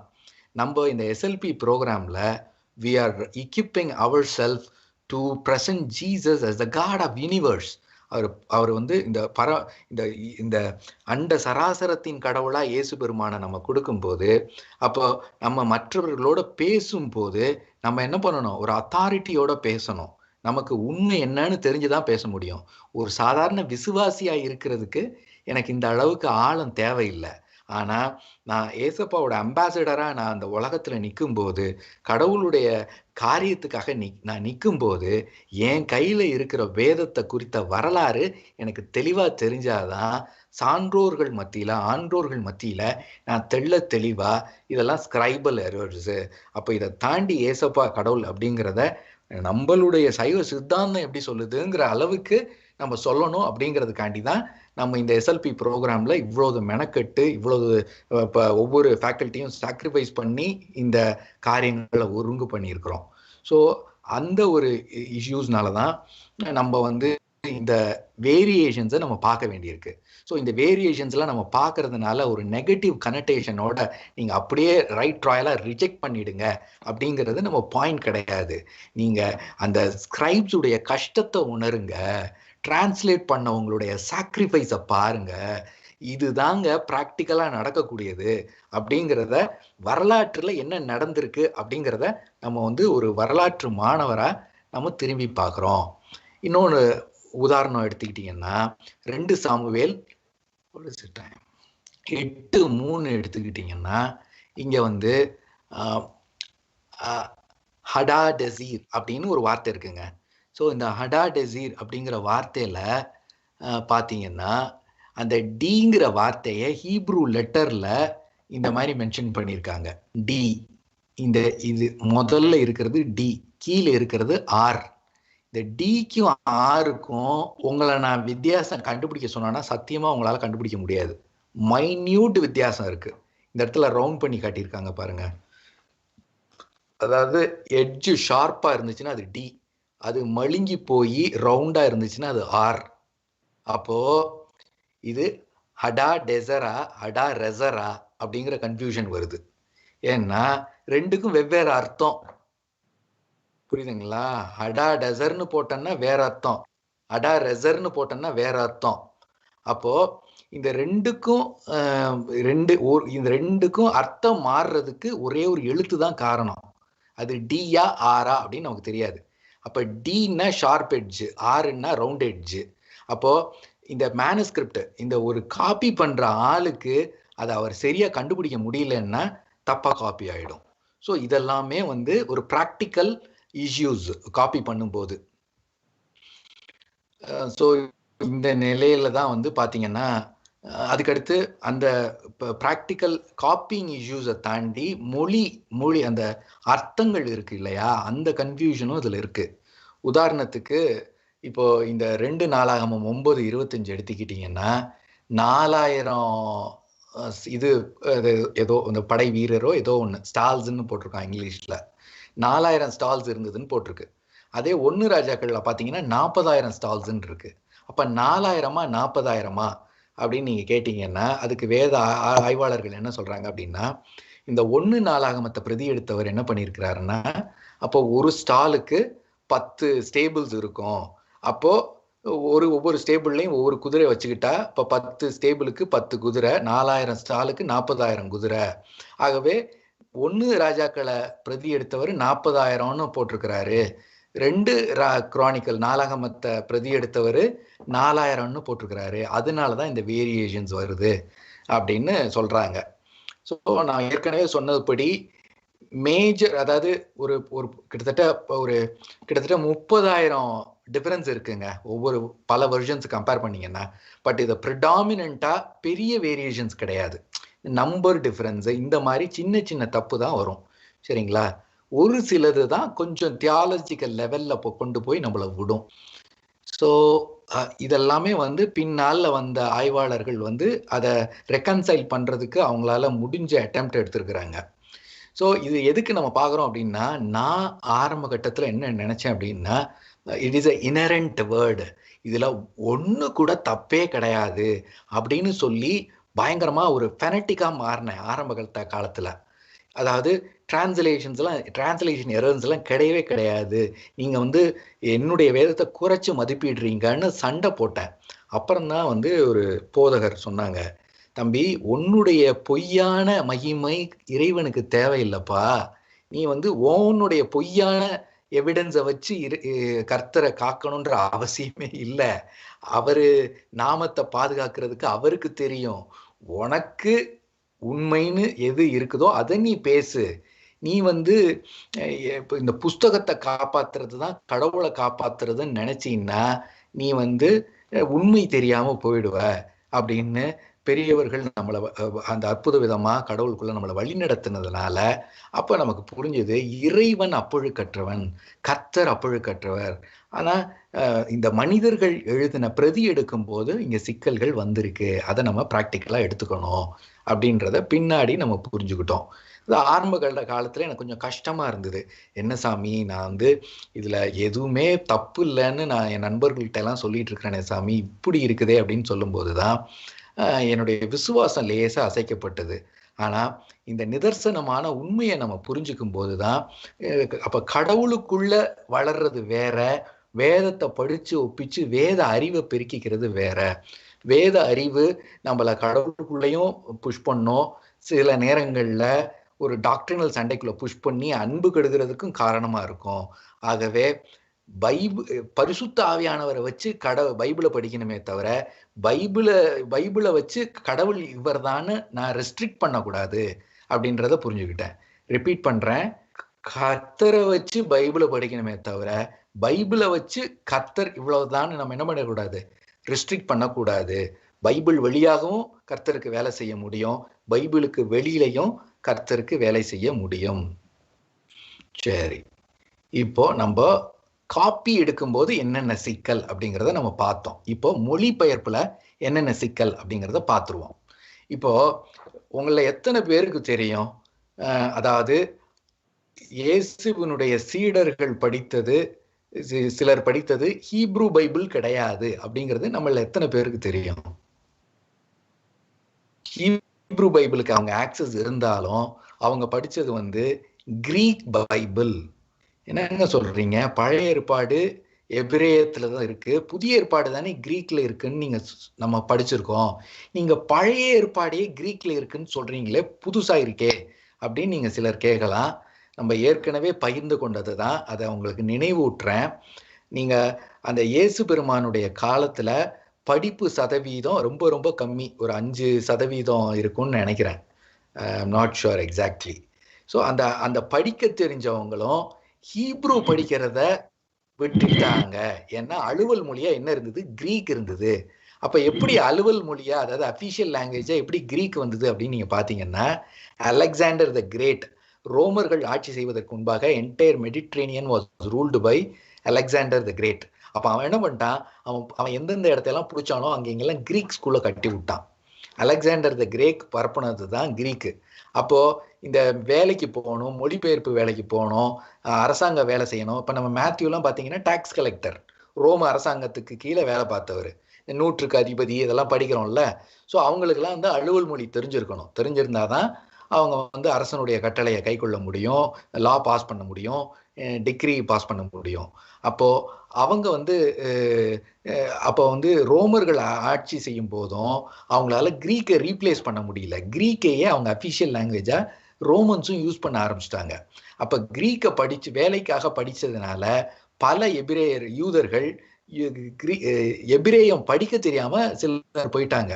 அப்ப அவங்களுக்காக என்ன பண்ணாங்க, அந்த என்டையர் பைபிளையும் ஓல்ட் டெஸ்டமெண்ட்டையும் எபிரேயத்திலிருந்து கிரீக்குக்கு டிரான்ஸ்லேட் பண்ணாங்க, மொழிபெயர்த்தாங்க. எப்போ மொழிபெயர்த்தாங்க? இயேசுவுக்கு 200 வருஷத்துக்கு முன்னாடியே மொழிபெயர்த்துட்டாங்க. அப்பவே கிரீக்குடைய டாமினன்ஸ் வந்துருச்சு.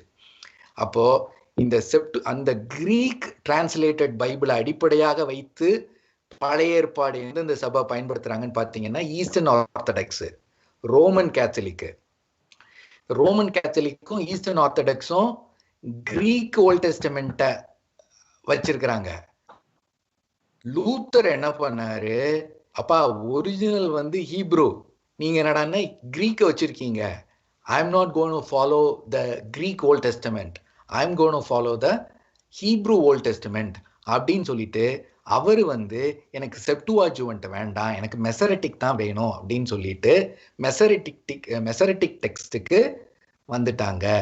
மெசரெட்டிக் டெக்ஸ்ட்ங்கிறது பழைய ஹீப்ரூ பழைய ஏற்பாட்டினுடைய எபிரேய வெர்ஷன்ஸ் தான் மெசரெட்டிக், புரியுதுங்களா? பழைய ஏற்பாட்டினுடைய கிரீக் டிரான்ஸ்லேஷன் செப்டுவாஜுவன்ட். மறுபடி சொல்றேன், பழைய ஏற்பாட்டினுடைய கிரீக் டிரான்ஸ்லேஷன் செப்டுவாஜுவன்ட், பழைய ஏற்பாட்டினுடைய ஹீப்ரூ வெர்ஷன்ஸ் மெசரெட்டிக்கு. அப்போ கேத்தலிக் ப்ரிடாமினண்டா ஃபாலோ பண்ணது செப்டுவாஜுவன்ட் ஓல்ட் டெஸ்டமெண்ட். ப்ராட்டஸ்டன்ட் இப்ப ஃபாலோ பண்ணிட்டு இருக்கிறது மெசரெட்டிக்கு. அப்போ இந்த மெசரெட்டிக்கை ஃபாலோ பண்ணி அவங்க வசனத்தை மொழிபெயர்க்கும் போது ஒரு பாஸ்டருக்கு கடுங்கோபம் வந்துருச்சு. அந்த ஒரு பெண்டிகாஸ்டல் பாஸ்டர் அவர் என்ன பண்ணிட்டாரு, அவர் பேரு வந்து பாஸ்டர் லூத்தர் ஹாக்ஸ், நீங்க என்னடா மொழிபெயர்த்திருக்கிறீங்க அப்படின்னு சொல்லிட்டு RSV ரிவைஸ்டு ஸ்டாண்டர்ட் வெர்ஷன் பைபிளையே கொளுத்திட்டாருங்க. அந்த அதையும் அவரால் முழுசா கொளுத்த முடியல, ஏன்னா அது ஒரு ஸ்ட்ராங்கான அட்டை இருந்தது அந்த பைபிள்ல. அப்ப சர்ச் மெம்பர்ஸ் எல்லாம் கூப்பிட்டு எல்லாரும் கொளுத்துங்கடான்னு கூப்பிட்டு விட்டாரு. அப்போ அவங்களால கொளுத்த முடியலன்னா ஸ்ட்ராங்கான அட்டை. உடனே அந்த செர்மன்ல சொல்றாரு, பாருங்க சாத்தான் எவ்வளவு ஸ்ட்ராங்கானவனா இருந்தா இந்த பைபிளையே கொளுத்த முடியாதபடி வச்சிருக்கிறான், இது வந்து சாத்தானுடைய கையா இருக்கு அப்படின்னு. இப்போ ஒரு 80 வருஷத்துக்கு முன்னாடி தான் அதை கொளுத்துனாரு.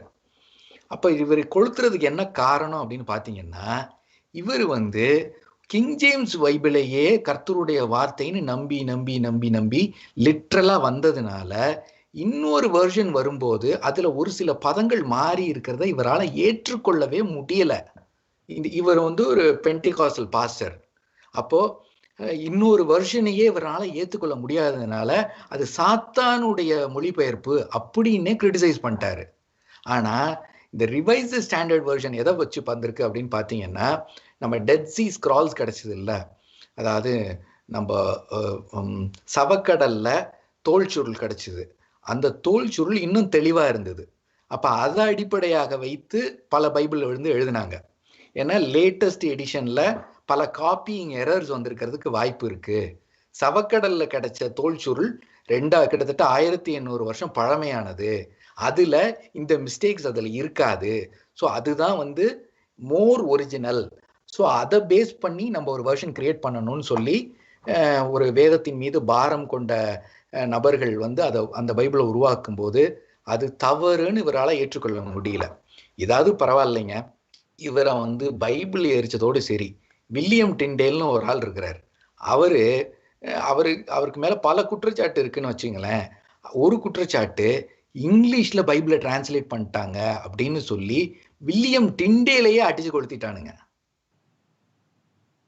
ஏன் அப்படின்னா, இவர் வந்து லத்தீன்ல இருக்கிற பைபிள் வந்து இங்கிலீஷ்ல மொழிபெயர்க்கணும் அப்படி இவர் மேல பல குற்றச்சாட்டு இருக்கு. அதுல ஒன் ஆஃப் த மெயின் குற்றச்சாட்டு வந்து இவர் வந்து சர்ச்சினுடைய அனுமதி இல்லாம ஆங்கில மொழிபெயர்ப்பை செஞ்சுட்டாரு. அப்ப இவர் என்ன சொல்றாரு, அந்த செப்டுவாஜுவன்ட்டை பயன்படுத்தி கத்தோலிக்க சபையில சில தலைவர்கள் அவர்களுடைய உபதேசத்தை உள்ள போட்டுட்டாங்க. நான் மெசரிட்டிக் வெர்ஷனை பேஸ் பண்ணி கரெக்டான இதை நான் கொடுக்குறேன் அப்படின்னு இவர் வில்லியம் டிண்டேல் சொன்னதை சபைக்கு எதிரானதுன்னு சொல்லி இவரை கொலையே பண்ணிட்டாங்க.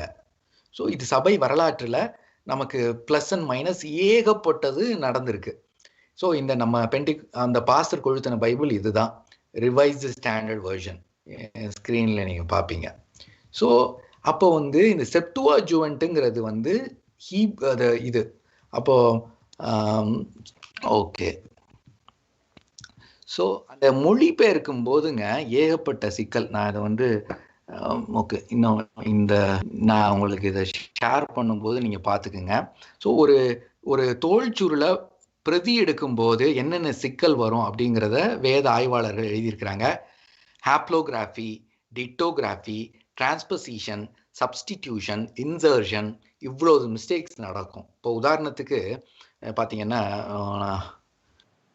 இப்போ ஒரு சங்கீதத்தில் ஒரு வசனத்தில் இது வாத்திய தலைவனுக்கு கொடுக்கப்பட்ட சங்கீதம்னு 2வது வசனத்தில் இருக்கும். 4வது வசனத்திலையும் இது வாத்திய தலைவனுக்கு கொடுக்கப்பட்டதுன்னு இருக்கும். 8வது வசனத்திலையும் இது வாத்திய தலைவனுக்கு கொடுக்கப்பட்டதுன்னு இருக்கும். இந்த காப்பி பண்ணுறவர் சில நேரத்தில் டயர்ட் ஆகிட்டாருன்னா என்ன பண்ணுவார்னா, அந்த வாத்திய தலைவனுக்கு கொடுக்கப்பட்டதுன்னு முடித்தோம், அடுத்த வசனம் அடுத்ததுலேருந்து ஆரம்பிக்கணும், மறந்துட்டு வாத்திய தலைவனுக்கு கொடுக்கப்பட்டதுன்னு 3 இடத்துல இருக்கும். அப்போ முதல் இடத்துல இவர் நிறுத்தியிருப்பாரு, 2வது இடத்துல ஆரம்பிக்கணும், 2வது இடத்துல ஆரம்பிக்காம 3வது இடத்துல ஆரம்பிப்பாரு. இதுக்கு பேர் ஹாப்ளோகிராஃபின்னு பேர், ஓவர் லுக்கிங். அப்போ இதனால ஸ்கிப் பண்ணிடுப்பாரு. அப்போ இன்னொரு வெர்ஷன் வரும்போது அவங்க ஸ்கிப் பண்ணதை அந்த வெர்ஷன் கரெக்டாக கேப்சர் பண்ணிடும். நம்பால் என்ன பண்ணுவான், ஐயோ சாத்தான் ஒரு வசனத்தையே எடுத்துட்டான் அப்படின்னு சொல்லி உங்க புரளி கலப்புறது நிறையா இருக்கு. அப்போ ஒரு டிரான்ஸ்லேஷன்ஸில் இது மனிதர்கள் செய்யும்போது அதில் அவ்வளவு கஷ்டம் இருக்குங்க. அது ஒரு சாதாரணமான விஷயம் கிடையாது. இதை நீங்கள் சாதாரணமாக அவங்கள எடை போட்டிங்கன்னா, உங்களுக்கு நான் சேலஞ்ச் என்ன கொடுப்பேன் அப்படின்னா, ஒரு சங்கீதத்தை உங்கள் கையில் கொடுப்பேன். நீங்கள் நண்பர்கள்னு நம்பிக்கையோடு கூட்டிகிட்டு வர்ற 4 பேரை கூட்டிகிட்டு வாங்கம்பேன். உங்கள் 4 பேரையும் கூப்பிட்டு அந்த சங்கீதத்தை கொடுத்து மொழிபெயர்க்க சொல்லுவேன். நீங்கள் 4 பேரும் மொழிபெயர்த்திட்டு வந்ததை கம்பேர் பண்ணாலே 40 மிஸ்டேக் ஈஸியாக கண்டுபிடிக்கலாம். ஸோ கர்த்தருடைய கிருபையில் அவங்களால முடிஞ்சதை நமக்கு அற்புதமாக சாக்ரிஃபைஸோடு நம்ம கொடுத்துருக்குறாங்க அப்படிங்கிறத தான் நம்ம பார்க்குறோம். அடுத்து நான் குயிக்காக போயிடுறேன். ஸோ இந்த டிரான்ஸ்லேஷனில் ஒரு பெரிய சிக்கல் இருக்குங்க. என்ன வச்சுங்களேன், இப்போ என் ஸ்க்ரீனில் நீங்கள் பார்க்குறீங்க, ஹாட் அப்படிங்கிற ஒரு ஆங்கில சொல் இருக்குது. இந்த ஹாட் அப்படிங்கிற ஆங்கில சொல்லுக்கு டெம்பரேச்சர் ஜாஸ்தியாக இருக்குது அப்படின்னு ஒரு அர்த்தம் எடுக்கலாம், சரிங்களா? இன்னொன்று வாவ், இந்த ட்ரெஸ்ஸு ஹாட்டாக இருக்குது அப்படின்னா பாப்புலராக இருக்குது, ஃபேஷனபுளாக இருக்குது அப்படிம்போம். இப்போ நீங்கள் இந்த ஹாலிவுட் மூவிலாம் பார்த்தீங்கன்னா பெண்களை வர்ணிக்கிறதுக்கு ஹாட் அப்படிங்கிறாங்க, அது செக்ஷுவலி அட்ராக்டிவ்னு அர்த்தம். அதுக்கடுத்து நீங்கள் ஹோட்டலில் வெள்ளைக்காரன் சாப்பிடும்போது கேட்டிங்கன்னா இட்ஸ் டூ ஹாட் அப்படிமா, இட் டசன்ட் மீன் டெம்பரேச்சர் ஜாஸ்தி இருக்குன்னு இல்லை, ஸ்பைஸியாக இருக்குன்னு அர்த்தம்.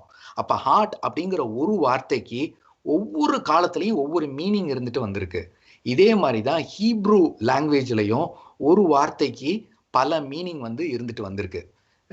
ஸோ அந்த மாதிரி நிறைய அடுத்து இடியம்ஸ் இருக்குது. இடியம்ஸ்ன்னா இப்போ உதாரணத்துக்கு என்ன சொல்கிறது, இப்போ என் ஸ்க்ரீனில் நீங்கள் பார்க்குறீங்க, பிரேக்கிங் ஆஃப் பிரெட்னு ஒரு ஹீப்ரூவில் ஒரு சொல்லாடல் இருக்குது. அப்போ பிரெட்டை உடச்சி போட்டாங்கன்னு அர்த்தம், உடச்சி சாப்பிட்டாங்கன்னு அர்த்தம். அப்போ அந்த சொல்லாடல் தெரிஞ்சாதான் அந்த ஆத்தர் உண்மையாகவே என்ன சொல்ல வர்றார் அப்படிங்கிறது நமக்கு தெரியும். இப்போ உதாரணத்துக்கு நம்ம ஊரில் உங்களுக்கு தெரியும் இல்லையா, பேசும்போது சொல்லுவாங்க, கழுதைக்கு தெரியுமா கற்பூர வாசனை அப்படிம்பாங்க. அதுக்கு கழு தைக்க தெரியுமா கற்பூர வாசனைன்னு வேற இது கொடுப்பாங்க. அதுக்குள்ளே நம்ம போக வேண்டாம். அதாவது கழுதைக்கு தெரியுமா கற்பூர வாசனை அப்படிம்பாங்க. அப்படின்னா என்ன அர்த்தம் அப்படின்னா, அந்த சப்ஜெக்ட் மேட்ரு அவனுக்கு தெரியலேன்னு அர்த்தம். அப்போ நான் இதை மொழிபெயர்க்கும் போது என்ன மொழிபெயர்க்கணும், he doesn't know the subject matter அப்படின்னு நான் மொழிபெயர்த்தேன்னா அதுக்கு பேர் பேராஃப்ரேஸ்ன்னு பேர். லிட்ரலாக the donkey doesn't know the smell of a camphor அப்படின்னு மொழிபெயர்த்தேன்னா literal translation, letter to letter. அப்போது இந்த லிட்ரல் டிரான்ஸ்லேஷனில் ஆடியன்ஸுக்கு ஒரிஜினல் ஆத்தர் என்ன சொன்னாருன்றதே வழங்காமல் போயிடும். ஒரிஜினல் ஆத்தர் உடைய லாங்குவேஜ் தெரிஞ்சாதான் he has the capacity to translate that particular words. அப்போது இப்போ நம்ம மெசரிட்டிக் டெக்ஸ்ட்ல 7ஆம் நூற்றாண்டுல மொழிபெயர்த்தவனுக்கு கிமு 3ஆம் நூற்றாண்டுல எந்த சொல்லாடல்ல அது பயன்படுத்தப்பட்டிருக்கு அப்படிங்கிறது அவனுக்கு வந்து தெரியாது. ஸோ இதனால தான் நமக்கு அந்த வேரியேஷன்ஸ் வருதே தவிர மற்ற வேற எதுனாலையும் நமக்கு அந்த வேரியேஷன்ஸ் இல்லைங்க. ஸோ இந்த வேரியேஷன்ஸ்லாம் நம்ம வந்து இருக்கு. இந்த வேரியேஷன்ஸ்க்கு மத்தியில் பார்த்தீங்கன்னா ஓகே, ஸோ இந்த வேரியேஷன்ஸ்க்கு மத்தியில் இந்த சப்ஜெக்டினுடைய நோக்கம் என்ன அப்படின்னு பார்த்தீங்கன்னா, நம்ம பரிசுத்த ஆவியானவருடைய உதவியோட பைபிளை படிக்கணும். அதுதான் நம்மளுடைய நோக்கம். ஸோ நீங்கள் டிரான்ஸ்லேஷன் வேரியேஷன்ஸ் இருக்கும், வெர்ஷன் வேரியேஷன்ஸ் இருக்கும். அது வந்து மனிதர்கள் ப்ராக்டிக்கலாக அவங்க டிரான்ஸ்லேட் செய்யும்போது ஏற்பட்ட விளைவுகள். ஆகவே லிட்ரலாக பைபிளில் இருக்கிற ஒவ்வொரு எழுத்தும் கடவுளுடைய வாயிலிருந்து அப்படியே வந்து விழுந்துச்சுன்னு நம்ம எடுத்தோம்னா நம்ம வழி விலகி போய்விடுவோம். ஆகவே நாம் பரிசுத்த ஆவியானவரோட நம்ம படிக்கும்போது நமக்கு சிக்கல் வராது. ஸோ பல வெர்ஷன் டிரான்ஸ்லேஷன்ஸ்னால என்ன சிக்கல்ன்றதை நம்ம பார்த்தோம். அடுத்தடுத்து நம்ம வரப்போகிற வகுப்புகளில் யூத மதத்தினால யூத மதம் கிறிஸ்தவத்துக்குள்ள எப்படி தாக்கத்தை ஏற்படுத்திச்சு, அப்போ ஆதி கிறிஸ்தவர்களுக்கு யூத மதத்தினுடைய சடங்காச்சாரங்கள் எப்படி ஒரு தடையா இருந்தது, அப்போ இயேசு பெருமான் காட்டிய பாதை என்ன, அதை வந்து எப்படி இந்த 2 டெஸ்டமெண்ட்டை வந்து இயேசு பெருமானுடைய வெளிச்சத்துல படிக்கிறது, ஜூடாயிஸ்டிக் இன்ஃப்ளூயன்ஸ் நமக்குள்ள இருக்குதா அப்படிங்கிற ஒரு பரிசோதனை, சுய பரிசோதனை நம்ம அடுத்த வாரத்துல இருந்து செய்ய போறோம். இத்துடன் நான் இந்த வகுப்பை நிறைவு செய்து கேள்விக்கு நான் போறேன். நன்றி.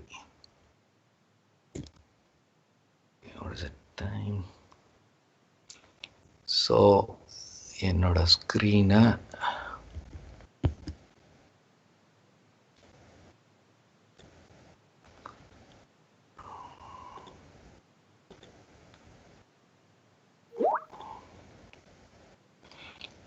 ஓகே,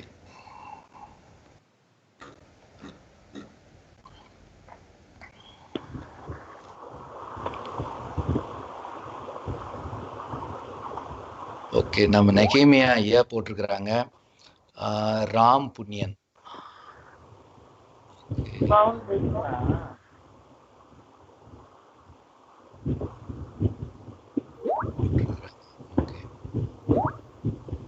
ஓகே, இப்போதைக்கு எதுவும் கேள்விகள் வரல. நீங்க உங்களால டைப் பண்றதுக்கு முடியல அப்படின்னா நீங்க you can unmute and ask, but if you can type please type.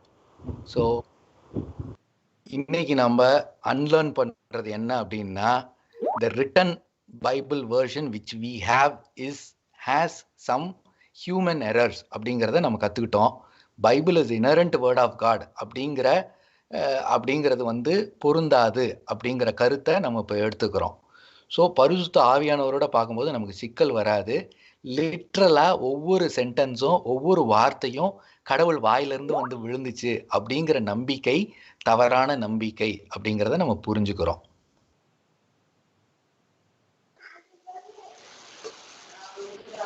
Sir ஒரு கேள்வி ஐயா.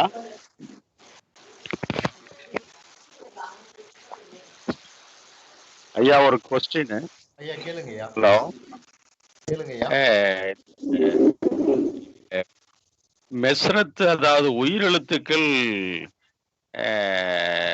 எப்ப சேர்த்தப்பட்டது அந்த மெஸ்ரத் குரூப்னால அந்த ஆண்டு குறிப்பு தெரிஞ்சுக்கலாங்களா? பைபிள்ல உயிரெழுத்துக்கள் சில ஆண்டுகள் இல்லாம இருந்தது, பழைய ஏற்பாட்டுல சேர்த்தாம. எப்போ சேர்த்தப்பட்டது, எத்தனாம் நூற்றாண்டுல அப்படின்ட்டு?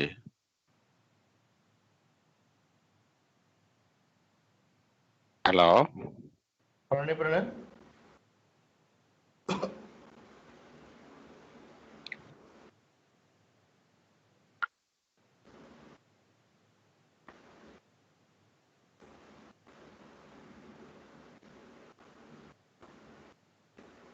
ஒரு நிமிடம், தவறுதலா வெளியே போயிருக்காங்க. லெஃப்ட்னு வருது.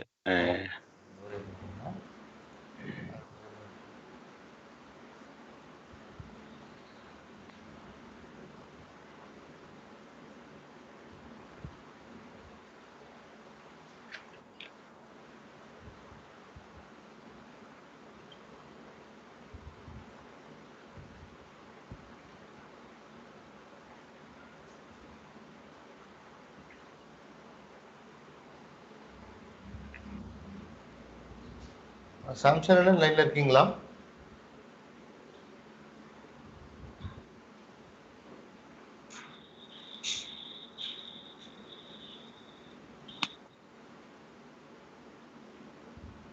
அளவுக்கு இந்த இப்போ ஸ்டக் ஆன மாதிரி இருக்குது. எதுவுமே எந்த ஆப்ஷன்ஸும் செலக்ட் பண்ண முடியல.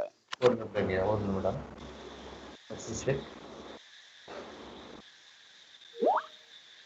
பிரதர் சாம், ஐயா லைன்ல தான் இருக்கேயா. இங்க உங்களுடைய நம்ம இந்த இந்த ஆப்ல எந்த ஆப்ஷன்ஸும் செலக்ட் பண்ண விட மாட்டேங்குது. ஆட்டோமேட்டிக்கலி வெளியே. Okay, I can understand. That's okay. Hello. அந்த மாதிரி ப்ராப்ளம் இருக்கிறவங்க பெட்டர் வந்து அதுல நீங்க கிளாஸ் ஆரம்பிச்சோடனே கொஞ்ச நேரத்துல பாத்தீங்கன்னா சாட்ல இல்லாட்டா வாட்ஸ்அப் குரூப்ல பாத்தீங்கன்னா யூடியூப் லைவ் அந்த லிங்க் கொடுத்துருவாங்க. பேமெண்ட் வந்து கரெக்டா கொடுத்துருவாங்க. அந்த லிங்க் யூஸ் பண்ணி நீங்க அதுல கேட்கலாம். இதே கிளாஸஸ் பழனி பண்ணா ஒரு கேள்வி வந்தது. இளங்கோ ஐயா, நீங்க மறுபடியும் கேட்க முடியும். அன்பா கேட்டுக்கிறேயா. ஐயா, அதாவது மெஸ்ரத் குரூப் தான் வந்துட்டு பழைய ஏற்பாடு அதை பைபிள்ல உயிரெழுத்துக்களை சேர்த்துனாங்கன்னு சொன்னாங்க. எந்த ஆண்டுல அப்படி நடந்ததுன்னு சொல்லி அந்த ஆண்டு 7ஆம் நூற்றாண்டு, கிபி 7ஆம் நூற்றாண்டு. கிபி 7ஆம் நூற்றாண்டு. செப்துவஜென்ட் அப்படிங்கிறது வந்து கிரேக்க மொழிபெயர்ப்பு இல்லைங்களா? மெஸ்ரத் சொல்லுங்கய்யா. செப்துவஜென்ட் வந்து கிமு 2ஆம் நூற்றாண்டு. கிமு 2ஆம் நூற்றாண்டு. இது மெஸ்ரத் மொழிபெயர்ப்பு அவங்க உயிரெழுத்தை சேர்த்துனது 7ஆம் நூற்றாண்டு இல்லைங்களா? ஆமா, கிபி. அது எபிரேய மொழியில கொண்டு வர்றாங்க மெஸ்ரத் குரூப் இல்லைங்களா? ஆமா ஆமா ஆமா. சரிங்கய்யா, நன்றிங்கய்யா, ரொம்ப நன்றிங்கய்யா. அதான் கேட்டேங்கய்யா. ஓகே.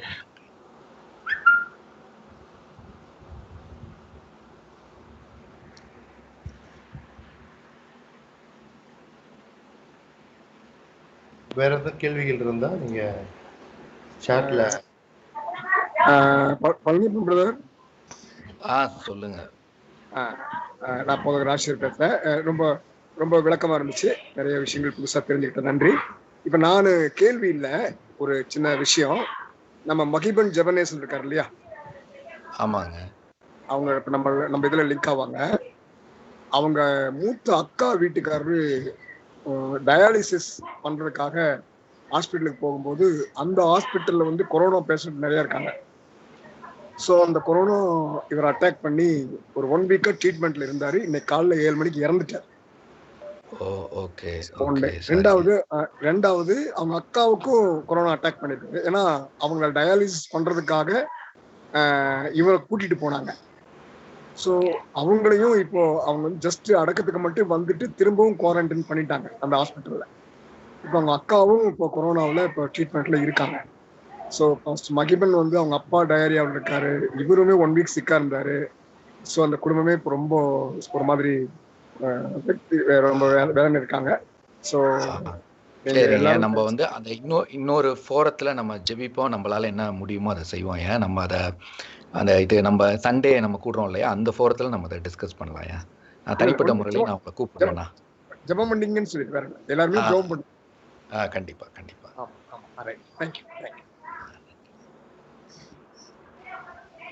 நன்றி. ஸோ ஆகஸ்ட் 14ஆம் தேதி நமக்கு சொல்லுங்க. அண்ணே நான் பேசுறது கேக்குதா? அண்ணே நான் சாந்தி பேசுறேன். கேக்குது அச்சி, சொல்லுங்க. கிளாஸ் வந்து ரொம்பவே பிரயோஜனமா இருந்துச்சுண்ணே. எனக்கும் நிறைய நாள் இந்த பைபிள்ல நிறைய சந்தேகம் இருக்கும். ஆனா இதை நம்ம சந்தேகப்படக்கூடாது அப்படின்னு நினைச்சிட்டு நான் விட்டுருவேன் அந்த வார்த்தைய. நீதி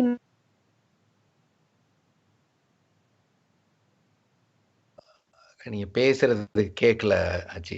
அப்படின்னு வரும். அடுத்த வசனத்துல இப்ப கேக்குதானே? இப்ப கேக்குது. நீதிமொழிகள் 26ஆம் அதிகாரத்துல மூடனுக்கு அவன் மதியின்படி மறு உத்தரவு கொடாதேன்னு வரும். அடுத்த வசனத்திலே அவனுடைய மூடனுக்கு அவன் மதியினத்தின்படி மறு உத்தரவு கொடுன்னு வரும். அப்போ நான் முதல் வசனத்துல கொடாதேன்னு வருது, அடுத்த வசனத்துல கொடுன்னு வருதே. அப்ப இது எப்படி எடுத்துக்குது? நான் சில யாரும் இதுவா சொல்லல, சில பாஸ்டர்ஸ் எல்லாம் கேட்டிருக்கேன். அவங்களாலையும் இதுக்கு பதில் சொல்ல முடியல. அப்புறம் சொல்றேன் அப்படின்னு சொல்லுவாங்க. ஆனா இப்ப நீங்க சொல்லும் போதுதான் எனக்கு சரி, இந்த மாதிரி இந்த மொழி மாற்றம் செய்யும் போது இந்த மாதிரிதான் ஏதாவது இது. ஆமா ஆமா அக்கா. ஸோ நான் எனக்கு இந்த மாதிரி சந்தேகம் வரும்போது நான் என்ன பண்ணுவேன்னா கூகுள்ல போயிட்டு ஆமா கூகுள்ல போயிட்டு அந்த வசனத்தை போடுவேன். போட்டோன்னா பைபிள் ஹப்னு ஒரு சைட் இருக்கு. அந்த பைபிள் ஹப்ல என்ன பண்ணுவோம்னா ஒரு 15 வெர்ஷன் ஆஃப் டிரான்ஸ்லேஷன்ல அந்த வசனம் வந்து எப்படிலாம் பயன்படுத்தப்பட்டிருக்கு அப்படின்னு போட்டு கீழே வந்து ஒரிஜினலும் போட்டிருப்பான். மிகவும் ஒரு முக்கியமான வசனம் பாத்தீங்கன்னா நீதிமொழிகள்ல வந்து உன்னுடைய வாய்க்கால்களின் நீர் பிறனுடைய தோட்டத்தில் பாய்வதாகன்னு இருக்கும். அது வந்து பாத்தீங்கன்னா கணவன் மனைவிக்கு இடையே இருக்கக்கூடிய உறவை பத்தி பேசுகிற வசனம் அது. அப்போ அது வந்து அந்த தண்ணி வந்து உங்க தோட்டத்துல தான் இருக்கணும், பிறனுடைய தோட்டத்துல போகக்கூடாதுன்னு மொழிபெயர்த்திருக்கணும். எப்படி மொழிபெயர்த்திருக்கணும்னா உன்னுடைய வாய்க்காலின் நீர் பிறனுடைய தோட்டத்தில் பாயலாகுமோ அப்படின்னு வந்திருக்கணும். ஆனா பாய்வதாகன்னு மொழிபெயர்த்திருப்பாங்க. அதுக்கடுத்து கொரிந்தியர்ல வந்து ஆவியானவர் உன்னுடைய பிரயோஜனத்துக்காக உனக்கு கொடுக்கப்பட்டிருக்கிறாருன்னு வரும். ஆனா ஒரிஜினல் பாத்தீங்கன்னா பிறனுடைய பிரயோஜனத்துக்காக உங்களுக்கு அருளப்பட்டிருக்கிறாருன்னு வரும். ஸோ அந்த டிரான்ஸ்லேஷன் மிஸ்டேக்ஸ் அதெல்லாம். நன்றி. ஸோ அந்த பைபிள் ஹப்பில் நீங்க பாத்தீங்கன்னா ஒவ்வொரு நமக்கு இந்த மாதிரி சிக்கல் வர்ற வசனத்தை அதுல போட்டோம் அப்படின்னா ஒவ்வொரு வெர்ஷன்லையும் அந்த வசனத்தை எப்படி மொழிபெயர்த்திருக்கிறாங்க, ஒரிஜினல் எப்படி இருக்கு அப்படின்னு நம்ம பார்க்க முடியும். நம்ம ஏற்கனவே சொன்னபடி நம்ம மெசரிட்டிக்கும் செப்டுவாஜுவன்ட்டுக்கும் அடிப்படையா இருக்கிற ஒரிஜினல் லாஸ்ட் நம்ம கையில கிடையாது. அதுவே ஒரிஜினல் நம்ம கையில கிடையாது. ஸோ ஆய்வாளர்கள் அதை எப்படி பார்ப்பாங்க அப்படின்னா பல பிரதிகளை ஒப்பிட்டு ஆராய்ந்து எது ஒரிஜினலா இருக்கக்கூடும் அப்படிங்கிற முடிவுக்கு வந்து அவங்க வருவாங்க. ஆமா, விளக்கமும் கருத்தும் ரொம்ப அருமையா இருந்துச்சு. இன்னைக்கு ஆவியானவருக்கு ரொம்ப நன்றி. நன்றி நன்றி ஆச்சி. ஸோ நமக்கு ஆகஸ்ட் 14ஆம் தேதி நம்ம வந்து இப்போ நம்ம பாஸ்டர் ராஜசேகர் ஒரு ப்ரேயர் குறிப்பை கொடுத்தாங்க. ஸோ நமக்கு ஆகஸ்ட் 14 நம்ம ஒரு ப்ரேயர் செஷனாகவே நம்ம அதை வந்து கண்டக்ட் பண்ண போகிறோம். ஸோ அதை வந்து நம்ம இங்கே நம்ம குழுவில் இருக்கிற பாஸ்டர்களுடைய பெயர்களை வந்து நம்ம சாம் கலெக்ட் பண்ணிக்கிட்டு இருக்கிறாங்க. ஸோ நம்ம ஃபேக்கல்டிஸ் டீமில் இருக்கிற 4 பேர் பிரதானமாக நம்ம அந்த செஷனை நடத்த போகிறவங்க நம்ம பாஸ்டர் ஜெபராஜ் ஐயா தான் நடத்த போகிறாங்க. ஜெப குறிப்புகளை 4 ஆசிரியர்கள் வந்து வழங்குவாங்க. ஸோ அதை நம்ம குழுவில் இருக்கிறவங்க தான் அதுக்காக ஜெபிக்க போகிறாங்க. ஸோ அது ஒரு ப்ரேயர் செஷன். அது வழக்கம் போல் ஒரு ப்ரேயர் செஷனாக இல்லாமல் நம்ம நாட்டில் என்ன பிரச்சனை நடக்குது, நம்ம எதுக்காக ப்ரேயர் பண்ணணும், அதுக்கு நம்மளை எப்படி ஒப்பு கொடுக்கணும் அப்படிங்கிறத ஒரு ஆக்கப்பூர்வமான ஒரு ப்ரேயர் குறிப்பை டிசைன் பண்ணணும் அப்படின்னு சொல்லி போதகர்கள் அதற்காக ஜெபத்தோட தயாரிச்சிட்டு இருக்கிறாங்க. ஸோ அந்த ஆகஸ்ட் 14ஆம் தேதி வெள்ளிக்கிழமை நமக்கு ஒரு ப்ரேயர் செஷனாக இருக்க போகுது.